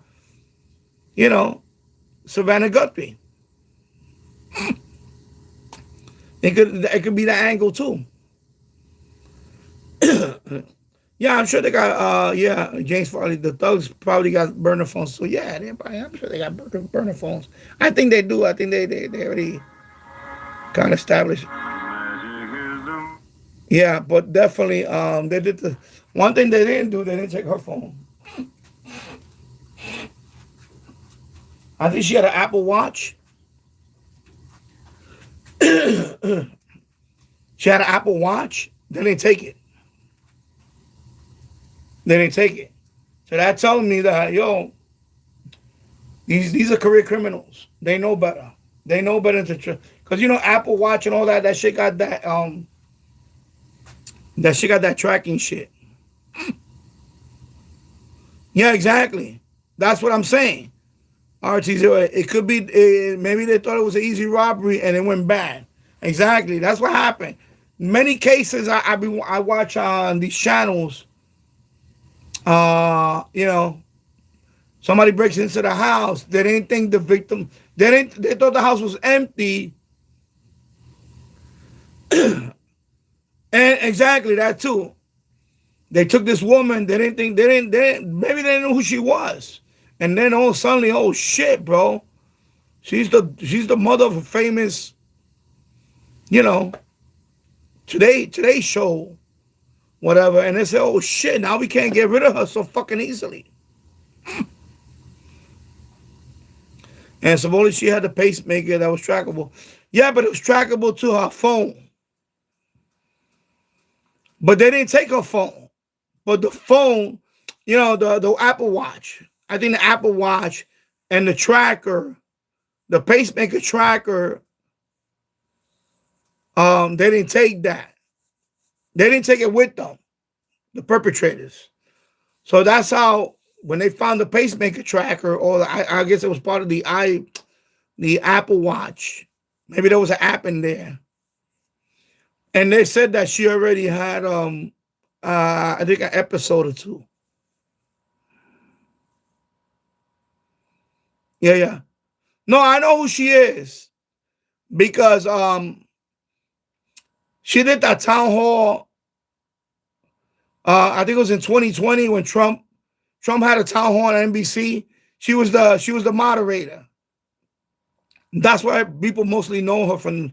She didn't let Donald Trump talk. She was a real dumbass. She didn't want to let him talk. That's how people know her from. But I knew her before that. Savannah Guthrie. I know who she was before that.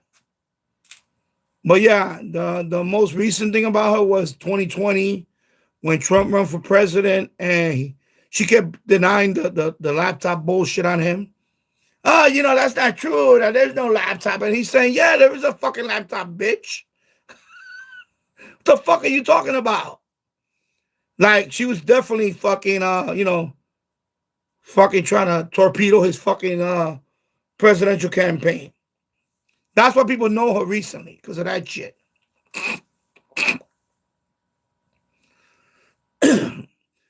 Well, that's what they're trying to do now. They're trying to find out if anybody's cameras. But apparently, you know, I guess, but that's why the FBI took over now. Like, finally, the FBI took over because the local police, they're fucking inept right now. They're just fucking stupid. So the FBI finally stepped in. In the Nancy Guthrie disappearance/abduction case, this is regarding the 84-year-old mother of today co-host, Savannah Guthrie, multiple ransom-style notes have surfaced. But let me specify. The first, ransom and demand notes reported. Law enforcement confirmed they are investigating one or more ransom notes sent to media outlets that purport to be connected to the disappearance and contain demands for money in exchange for her safe return. These messages allegedly include a deadline and a specific monetary demand, reportedly millions in Bitcoin to a particular address. And some claimed details about the circumstances around her disappearance that might only be known to someone involved. One such note I'm reading reportedly set a 5 p.m. Thursday deadline with a subsequent deadline the following Monday if the first wasn't met. Isn't that good? If you can't make it on Thursday, I'm going to extend it to Monday. So much for urgency. However, authenticity is uncertain. Authorities are actively investigating these claims and these notes to determine whether they are legitimate or hoaxes. The FBI and Pima County Sheriff's Office have said they are taking the ransom note seriously and evaluating their credibility, but have not confirmed that any of these communications are authentic or directly tied. At least one individual has already been arrested for sending fake ransom notes to the family, which are not believed to be tied to the genuine disappearance or the ransom letters being investigated by law enforcement. So we don't know anything. Do they have them? Are they legitimate? Have they been verified? Have they been authenticated? Yeah, but I don't think they took her. I and think, also, Joe, I think they why fucked would up you and they probably already send a ransom demand to a radio show, to a TV show, to a media corporation? Why would you do that? Why? No, that's too hot. Well, again, here's my point is that she, the whole it's country mainly knows because Savannah Guthrie is a personality. Looking out for her. again, No. we Why don't would you know. want to this. even try to keep her as a hostage? We are believing that the reason why there is, whenever somebody's talking about a ransom, it's normally thought of, we talk ransom, it's a demand to be paid, an amount to be paid for the successful return of somebody. Normally that happens if the person I paying think the they ransom fucked up and they say, "Oh is a person shit, of means or able we to got a handle whole it. high People profile." would think that Savannah. Yeah, I know they got one of a. those I know people at 30 past Nogales got a history of So that's that. truck But we're driving, anticipating. yeah. We don't know if they're even legitimate, and if any of the notes that were received, maybe they mentioned none of this. Maybe they said absolutely nothing involving Savannah Guthrie. I don't know. Remember, the We border's also- tight now. I still like, if I had to pick Remember, the a border's really man-made tight now. theory It's of not my like the own, way it was last year. without any particular So I don't think they direct crossed over the evidence, border. There's no I way. would put more money I on think they either dumped her workers somewhere. or neighbors or people who happened upon her home They said, "Nah." and realized she would be They a said, real "Nah, easy this shit is kryptonite, bro. We need to get case rid to of knock her." over. They had Not to only get rid that, of her. she has some form of money, maybe, and if somebody said, yeah, that's Savannah's mother, what the heck, maybe they'll try $1 million. Could be. But remember, the facts of the case are what matter, not what we think. Sheldon in Manhattan, you are next, sir. Yeah, you said why take the body? I think it because maybe the person felt there was some DNA, and that would be evidence. That's why you take the body. But also, I think you're very right about it's a botched up thing from some person who's perhaps from the country where they do kidnapping from Mexico. I'm not picking on Mexico. No, I understand it. But Sheldon, let me back up a little bit. But I think it's a botched up. I think it's a botched up robbery and panic. There you go. Well, See, that's a hypothesis that at least I think holds a little water. But let me go back to what's going on. First, what DNA is there? Their DNA is there by virtue of if they touch something or, that sort of thing. Now, if they hit her, she came a botched up robbery. Oh, wait a minute. She woke up. Stop for a second. Woke up, and they knocked her down. Stop and for a they hit second. her. Stop for a second. Who cares whether her DNA shows up? She lives there. Their DNA. What I'm saying is, why would they have to remove her? The best they could do is to leave her there, unless you're thinking they came into real contact and were wrestling. She woke. I think she woke up. I think it's a botched up robbery. There's a nice big house there, and they botched it up. Botched up robbery. Well, again, that's a hypothesis that would make sense. Remember, did you remember when you were in school? I remember an event. This is in elementary school. I'll never forget. Did you ever have the black box? Did you ever have that? They handed out black cubes to us. And they were sealed. And inside, they put, I don't know, a marble, a penny, or something. And you couldn't open it up, and you had to say, let's figure out what it is. How many items are in there? What are their shapes? And as you put this black box to your ear, it's like the size of a Rubik's Cube. Now, those dimensions. As you move it side to side, if I felt something rolling back and forth, I would say, aha! It's a sphere, it's a marble, it's something round. And I would try to guess how many pieces there were, shake it a little bit. That's what this is. Trying to put this together.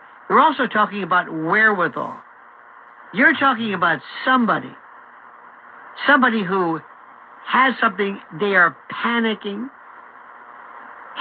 beyond belief, and why not just leave the body unless there was some incredible amount of connection? Now, if they do find DNA on that body, they have to connect it with something else. Yeah. If you are a foreign national, and you have not been in the system, That's and why you have not had blood or DNA samples taken before, how would they necessarily even find out who you They're are? not gonna leave her there if Mark's calling she got us ID Phoenix. though. Mark, you know something That's what about I'm this saying. on the other side of Midnight with Lionel. Good morning, Lionel. Yes. So I've been to Tucson, dozens of times. I'm a native Arizonan. And I can tell you that a lot of weird stuff goes on down there. Give me an example. Well, you had the Gabby Giffords shooting was down there. The shooter was walking around out in the desert wearing a garbage bag, and that went on for a long time before he was, caught. You had the Bonanno family set up their compound down there. That's where Joe Bonanno fled from New York. We've had a lot of weird killings and things like that, but I can tell you, I don't have a good feeling about this because there's a lot of area. Well, there's a lot of areas down there that this woman could be stuffed into. Absolutely. We have mine shafts. Yep. We have water wells that are abandoned. We have a lot of desert out there. We have Indian reservations. What is the temperature? What is the temperature now there? Today in Phoenix was 80. Okay. Probably mid 70s down in Tucson. So you've also got, if you were to leave the body outside, strewn about, discarded in the most unceremonious, in a horrible way.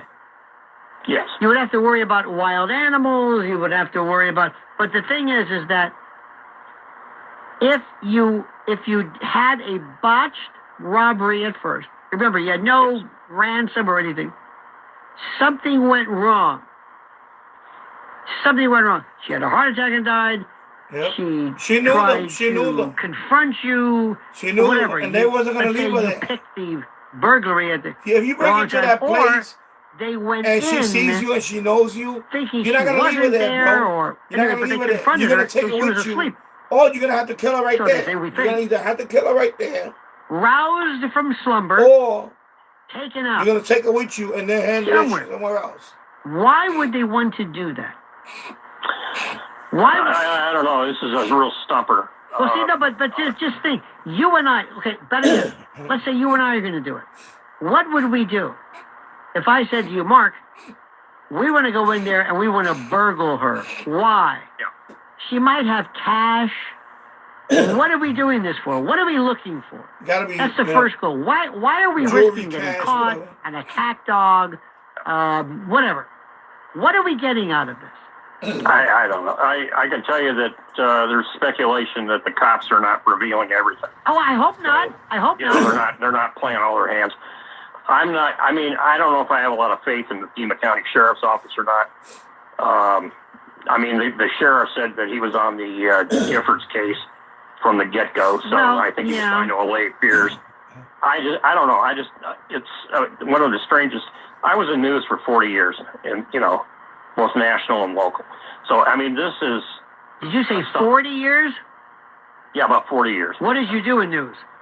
Well, I worked for the Associated Press for 23 years. I worked in TV in this town for about 4 years. I worked in Baltimore TV. I was in radio starting out, as a desk assistant at 19. Let me ask you a question. All news station here. Let me ask you a question, since you're a man of significant reputation, renown, and experience.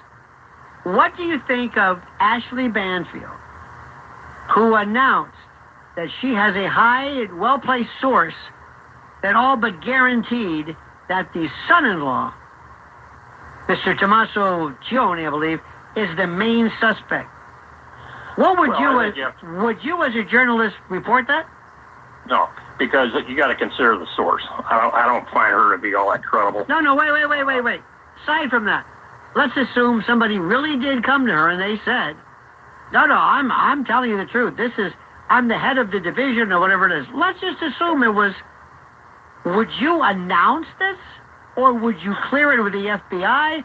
Would you take everything in your power, Mark, to ensure that you weren't confusing matters or making matters worse or risking lives?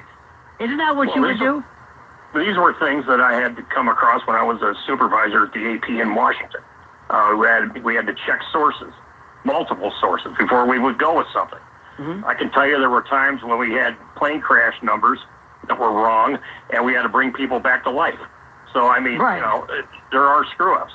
But I don't know. What I'm saying to you is this. Like, I can tell you that that's not getting a lot of play out here, the son-in-law. Well, see, but here's the thing. I would first and foremost say, whatever I did, they found this, they found a glove, they found a footprint, they found whatever it is. Yes. I would make sure I would contact let's say the liaison, or whoever was the press person, and say, I'm going to go with this. Do you have a problem with it? Am I doing anything to inadvertently help these bastards get away with it? That'd be the first thing I would worry about. I would wait for the Emmy or the Pulitzer later. I would say I don't want this woman's killers, potential killers, to get away because I alerted to something. Let's assume it is Tommaso. Let's assume he did something, and he was kind of like walking around. Yeah, that could be a possibility. I'm telling and you. And maybe likely to. Believe me, I dealt with that. Do something stupid. Family turn on each other for money. Because believe me. He wasn't on notice that he was being watched. But by me saying that, I now shut him up. He's going to get very quiet, play it very close to the vest.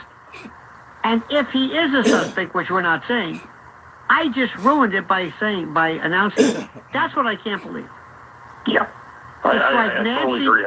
It's like Dianne Feinstein, when she was the mayor of San Francisco, supposedly ruined the Night Stalker case, or announced that they had a particular type of shoe, some print, some athletic shoe, where he immediately changed the next day. That's the part that gets me.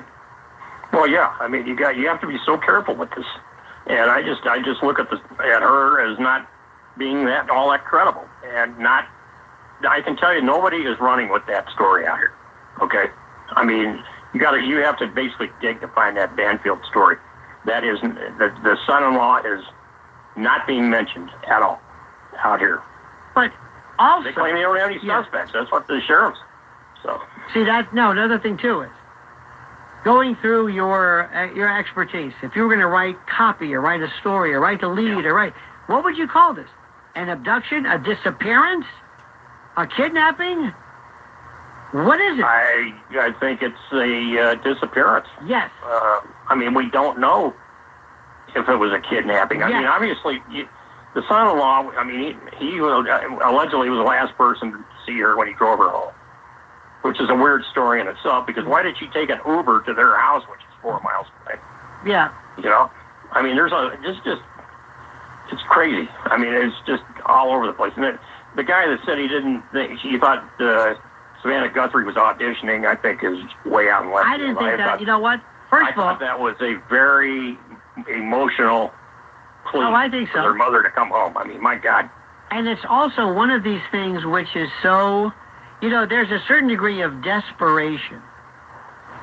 If you were to go to her and say, do you really think that somebody who's hard enough to either abduct, kill, kidnap your mother is going to somehow be moved by virtue of what you said? Moved for the first time? Moved?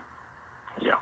I mean, but people are so desperate. I think I've told you this before. On 9/11 in New York, wherever if there's a building if there's a piece of property or a building that's been knocked down, sometimes they would have chain link fence as the building is being prepared for the new structure. And on that chain link fence, after 9/11, you couldn't believe the number of pictures they had of people that said, have you seen this person? Have you seen my loved one? His name is so-and-so. And I thought to myself, do you think they're lost? Do you think that I'm going to see some zombie-like person watch? The answer is no. Yeah. The reason why they did it was they were so desperate that they had to do something. Yeah, it was a whole thing. And I didn't think Savannah Guthrie, I'll tell you what, I always thought she was kind of phony baloney, syrupy, saccharine, all that. She was part of that Matt Lauer, but I thought my heart broke for her. I really mean it. This is well, here's another thing. She's staying at the son-in-law's house. If he was a suspect, you think she'd be in that house with this guy? No, and you also think, did you hear about their car being seized or looked at? And they had the CICA, whatever, the child internet crime, I guess specialists walking in there with either gadgets or signs or something that said, "This is who we are." By the way, Matt Lauer banged her too. Just saying. Savannah Guthrie, he banged her. The one he really banged was Natalie Morales. That's who he really. Just saying. Matt Lauer banged the few. He definitely banged that one too. During the Washington sniper case, it was that officer or chief Moose. His name was I Moose. brought that up today to a friend. I brought that very thing up. This is looking like a Malibu Muhammad. Yes, he was the worst. Moose, the most inarticulate. I'm sorry, but it gave the impression of, oh my God. As this guy, you know, he hung on to that because this might be the biggest thing he ever does. Well, it probably is. Yeah, he got fired a long time ago, but yeah, you know, apparently it was some other intern that he banged, but yeah, the rumor was Natalie Morales he banged, definitely her. Savannah Guthrie, yeah, I think she got banged by Matt Lauer too, yeah. And I don't know about Hoda Kotb, whatever her name is. Oh, she quit. She retired a year ago. Hoda. He probably banged it too. I don't know. I'm sure he. But he definitely banged. I think he banged Savannah, and I think he banged Natalie Morales. I'll leave it at that. What do you think of it? Two Mexican nationals or whatever, illegals or legals, or it doesn't really matter. Right. It would kill these people because we need finality. And imagine the pressure. Well, yeah, that's a word that I think is overused. But imagine what it's like if you're the police or you're the sheriff's office and you've got to produce. And so far you've got nothing. Nothing. Absolutely nothing. Absolutely nothing. And what happens if that excuse me, how do I say this? If that brother-in-law decides to take legal action against think about this, against Ashley Banfield, because this is a beloved woman. This is a beloved woman. Well, it goes back to the Richard Jewell case. Yep. I mean, we had him convicted. The guy was a hero. But you remember what the but the FBI said it. Remember, when people said they were convicted, it wasn't that somebody independently said, yeah, I think he did it. The FBI said it. They said, oh, he's the guy. He's the guy. Anthony, I don't know, and Echo, I don't know. I cannot be fired. No, dumbass. We're talking about you missed the punchline, dummy. I like you, dumbass. I like you as well. Carol in Chicago. You missed the punchline, dumbass. The Other Side of Midnight with Lionel. Hold on the rock, dumbass. Have you heard? Gold and silver are surging. Recently, it's $5,400 per ounce, and silver climbed to above $110 with record debt, ongoing inflation, and global uncertainty. More investors are moving towards physical gold and silver. Some analysts are now projecting gold could move towards $7,000 per ounce, with silver forecasts above $300. Physical gold and silver are simple, real assets you can hold with no counterparty risk and a long history as a store of value. And many people don't realize gold and silver can be added to your IRA. If you want to learn what's driving this move. Oh, James Foley, you know, gold. They're predicting gold now to go up to $7,000 an ounce. And silver might hit $300 an ounce. That is insane. Wow. Yeah, RT08. Yeah, Matt Lauer was fired a few years ago because apparently it was an intern, the one that filed sexual harassment allegations and all that. But the rumor was he was banging Natalie Morales and Savannah Guthrie. There definitely rumors about he was banging all of them. I don't know about Hoda. I don't know if he banged her. I don't think he banged her, but we go something. No, we're not go something. I don't do go something. Stupid. Go something. Just putting on programming.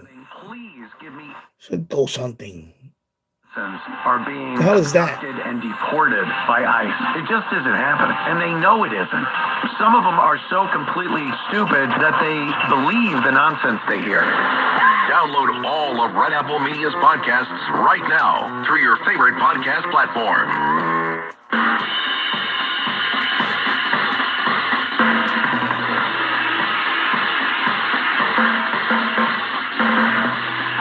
The Other Side of Midnight with Lionel.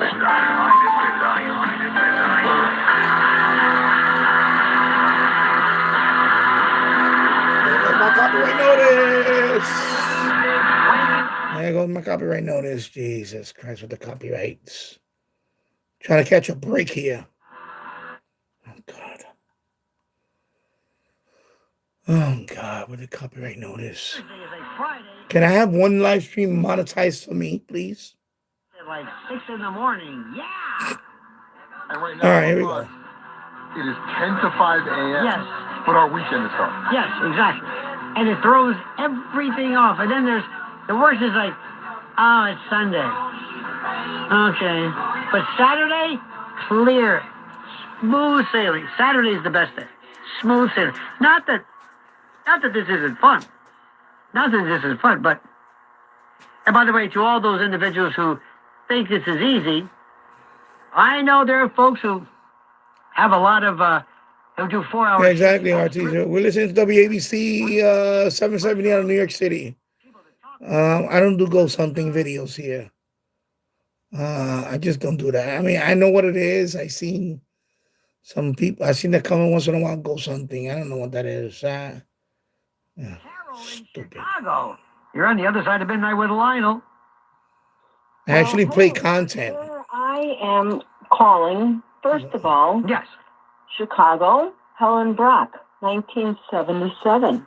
Never, ever found a woman. Tell us it. Who is Helen Brock? Who was she? The Brock Candies heiress. Okay, what happened? Well, she just disappeared. Never found her, never a trace, even with today's DNA and going over and over the crime scene. But was there any evidence of, did she just disappeared, or was there a struggle, or what happened? No, there really wasn't a struggle. Just one day she was gone. She had a ranch and horses and people around her. In 1977, you're talking about technology, nothing, you know. And I even wonder about this poor gal right now, if they even broke in and just did what they were going to do and then realized, oh, we've got somebody who is connected to somebody famous.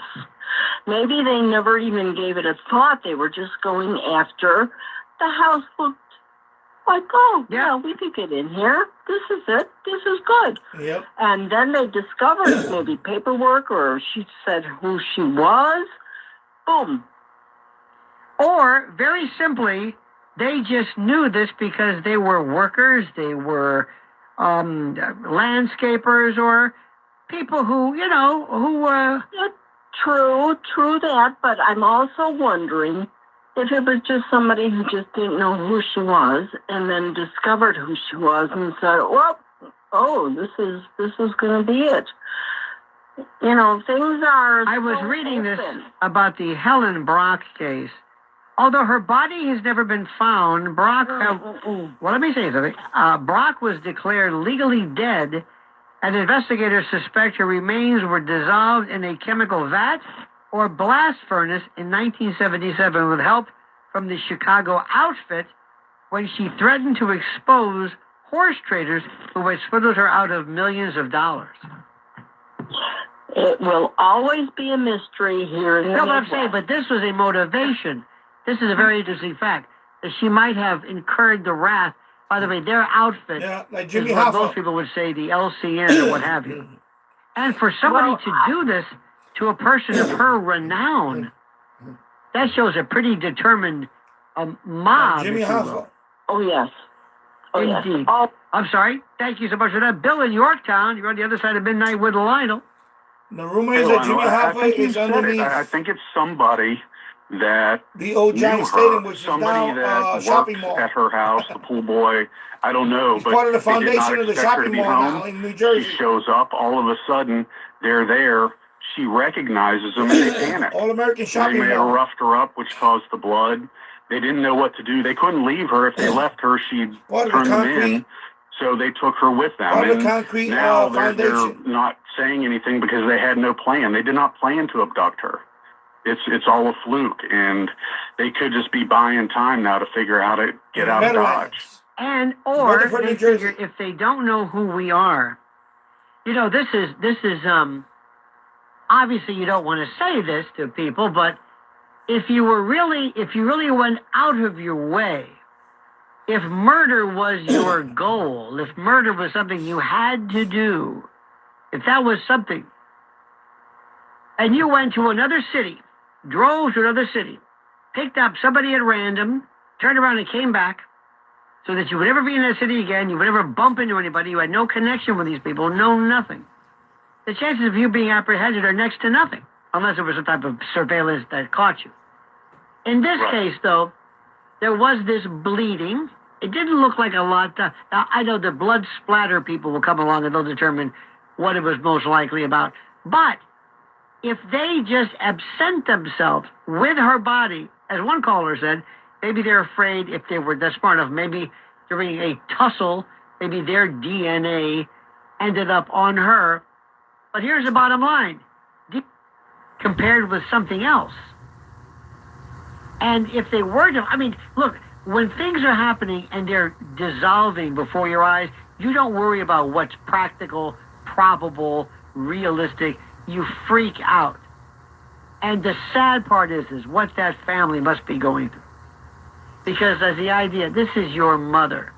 And your focus for it every single day. You get up in the morning and you realize this is what you've got to deal with. Mark in Astoria. You're on the other side of midnight with Lionel. Good morning, guys. Yeah, it's terrible, terrible. Why do people murder? Is there a lot of murders, like globally or nationally? You know how what? many murders a year? Well, put it this way. Occur? You mentioned the term murder. There probably is. There is most probably deaths. You know, he's a high-profile case because of the daughter. That's it.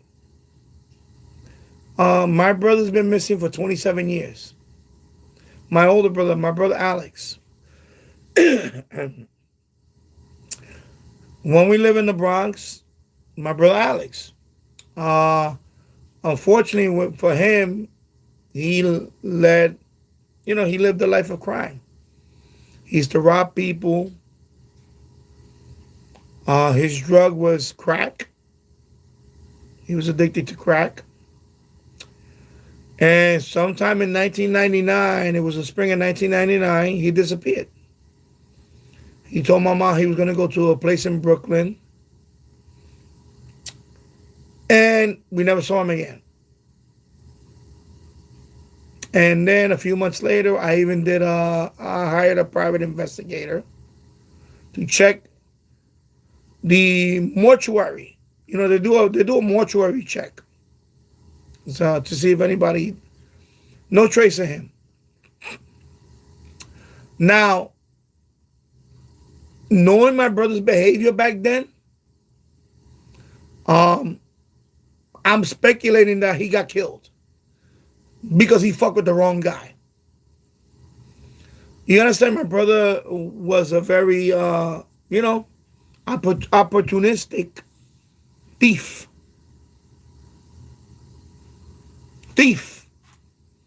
Crackhead. You know, I love him. I miss him all the time. But he stole. He stole. He'll steal. He stole from everybody. From me, my mother, everybody. So yeah. So when my brother was missing, before that happened, I was coming home from school one night and I saw him he was scoping out a car. There was a car parked, and I'm walking from schools, in a nighttime. And I saw my brother. I'm like, yo, what you doing, bro? He said, no. And I told him, yo, you trying to break into that car? He said, no, I know the guy, whatever. And I said, no.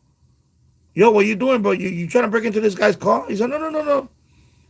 But I know him. He was probably, when I saw him, he was trying to break into somebody's car. So I know what happened to my brother. I can speculate what happened to my brother. I think my brother tried to rob somebody, and he owed a lot of money to a lot of people. And he fucked with the wrong person, and he got killed. He got whacked. And that's what happened to my brother. And his body's never found. Because my brother, another thing he did was he would sell his identity. He would sell his Medicaid card. He would sell his benefit card, whatever, for money to get crack. He literally, he didn't walk around with ID. He sold his ID, which is the most stupidest thing ever. But my brother was really fucked up. So I'm pretty sure when he got whacked, and if they ever found his body, he didn't have no ID. He had no ID.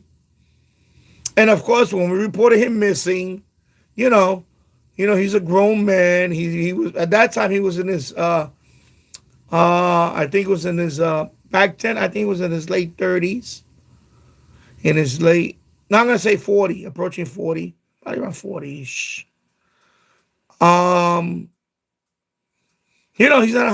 He's not a high priority person to be on the lookout. You understand? He's another, according, the local precinct, he's just another missing fucking crackhead, homeless guy. That's all he was. So there's not gonna be no priority when it comes to that. He's not like he's a young woman, here we go, Caucasian or whatever. He's a Puerto Rican guy with a rap sheet. Of course, the priority is not going to be to fucking look for him. I knew that shit. I know that shit. Okay? So, my brother was never found. My mother, of course, died 15 years ago. And, she died not ever knowing what happened to him. And she will always tell me, he's probably somewhere right now. He doesn't remember. He's probably in some hospital. He doesn't remember where he's at. And I'm looking at my mom like, yeah, you want to believe that story? That's fine. But I knew he was dead. I know he was dead. Because, when you live that life, you keep screwing people over. And in his case, he did that a lot. Like he would tell people, people would give him money, like, go buy me a 6-pack of beer and come back and, buy yourself a little something and bring back the change. He would never come back. He would take their money and disappear. And they would always tell me, yo, Danny, was your brother, bro? I said to go buy some beer. And I said, you said it to do what? I said, are you stupid? The minute you give him money, he's going to disappear. And that's what he used to do all the time. He would take their money and disappear. And fucking get high. That's what he would do. So when he was missing, I already knew what happened. Somebody whacked him. He fucked with the wrong guy, or he owed money to the wrong guy, or whatever. He tried to screw over a guy, or he tried to break into somebody's car, or he tried to break into somebody's house, or whatever, and he got killed. And they disposed of him. That's what I believe happened to my brother. All right? There you go. RT's right. My mom's youngest sister. We haven't had contact for many years. Yeah, I know. Fucking feel for you, bro. I'm sorry to hear that. But yeah. My brother's been missing for 27 years. And my mom died not knowing what happened to him. And it breaks my heart talking about that. But yeah, it happened. Elie Belcia, 512, 73 SWL. I need my glasses. Sorry. Where are my glasses at? I'm trying to read this mobile. I don't even have my glasses on. I'm sorry. 73 SWL. SWLI 1. Again, one more time. 73 SWLI 315 RE. And welcome to the live stream, my friend. So yeah. She just took off and tried to like it's sad that this happened, but it's not looking good for her. I think that this woman is dead. Save this child. She was taken to Maimonides Medical Center where she passed away. The driver of the school bus did not remain on the scene, was located by police so right now, this a couple local of hours news later, several miles away in Brooklyn. It's not clear that the driver knew that they had hit somebody. I also don't like is those turns where it's our green light, we cross, but the cars turn. Yeah, well, that's always an issue. And workers at a bodega on the corner where this accident took place, they say they knew the girl well, that she would stop by pretty often to pick up chocolate and even a soda after school ended during the day. And they say that's what had just happened, that she had bought chocolate and a soda moments before she was hit and killed on that Brooklyn street. 506, Governor Hochul gaining a big endorsement, losing another one in her bid for re-election. New York City Mayor Zohran Mamdani is endorsing Governor Hochul for re-election. The endorsement is a message to his left-leaning supporters that she's their best hope for following through on his democratic socialist agenda. This is a governor who has chosen to govern with the needs of working people in mind, and that is exactly what we have to deliver in what has now become the most expensive city in the United States of America. Meanwhile, the Brooklyn Democratic Party has rescinded its endorsement of Hochul, enraged by her selection of former New York City Council Speaker Adrienne Adams to be her running mate. Lisa Ritchie, 77 WABC News. A new era in the Catholic Church in New York begins today. We'll get into that story in just a moment. At first, 507, first check of traffic and transit on this early Friday morning. Good morning, Joe Nolan. All right, Noam. Well, back in the day, on this radio station, we used to call them highway alerts when we had a big old problem going on, and that's what we have for you this morning, a good old-fashioned highway alert. Inbound, Long Island Expressway, at the Grand Central Parkway, closed. Multi-vehicle accident. There are at least 2 trucks involved in this thing. Looks like an accident investigation. The fire department has at least 1 lane blocked on the outbound side. Looking at the cameras here, they're actually turning vehicles around that are stuck in the delay that were right at the scene of this thing. They're turning them around and having them go the wrong way on the Long Island Expressway to get off of this thing. So if you're coming inbound, avoid the LIE, take that North Shore route, take the Grand Central. All right, I am going to sign off now. 2 hours and 13 minutes. It was just impromptu live stream. Just wanted to pop on here for a couple hours. So, yeah, we're going to get a little bit of snow tonight. But we're going to get maybe an inch or dusting of snow. That's about it tonight. So, yeah, we're going to get a little bit of snow tonight. And then that's it. And then the weekend's going to be cold. And then by Monday, we should see some relief with the cold. We might hit 40 degrees Fahrenheit on Monday. All right, so I'm going to sign up now. Thank you, everybody, for watching. I'll see you in the next one. Take care.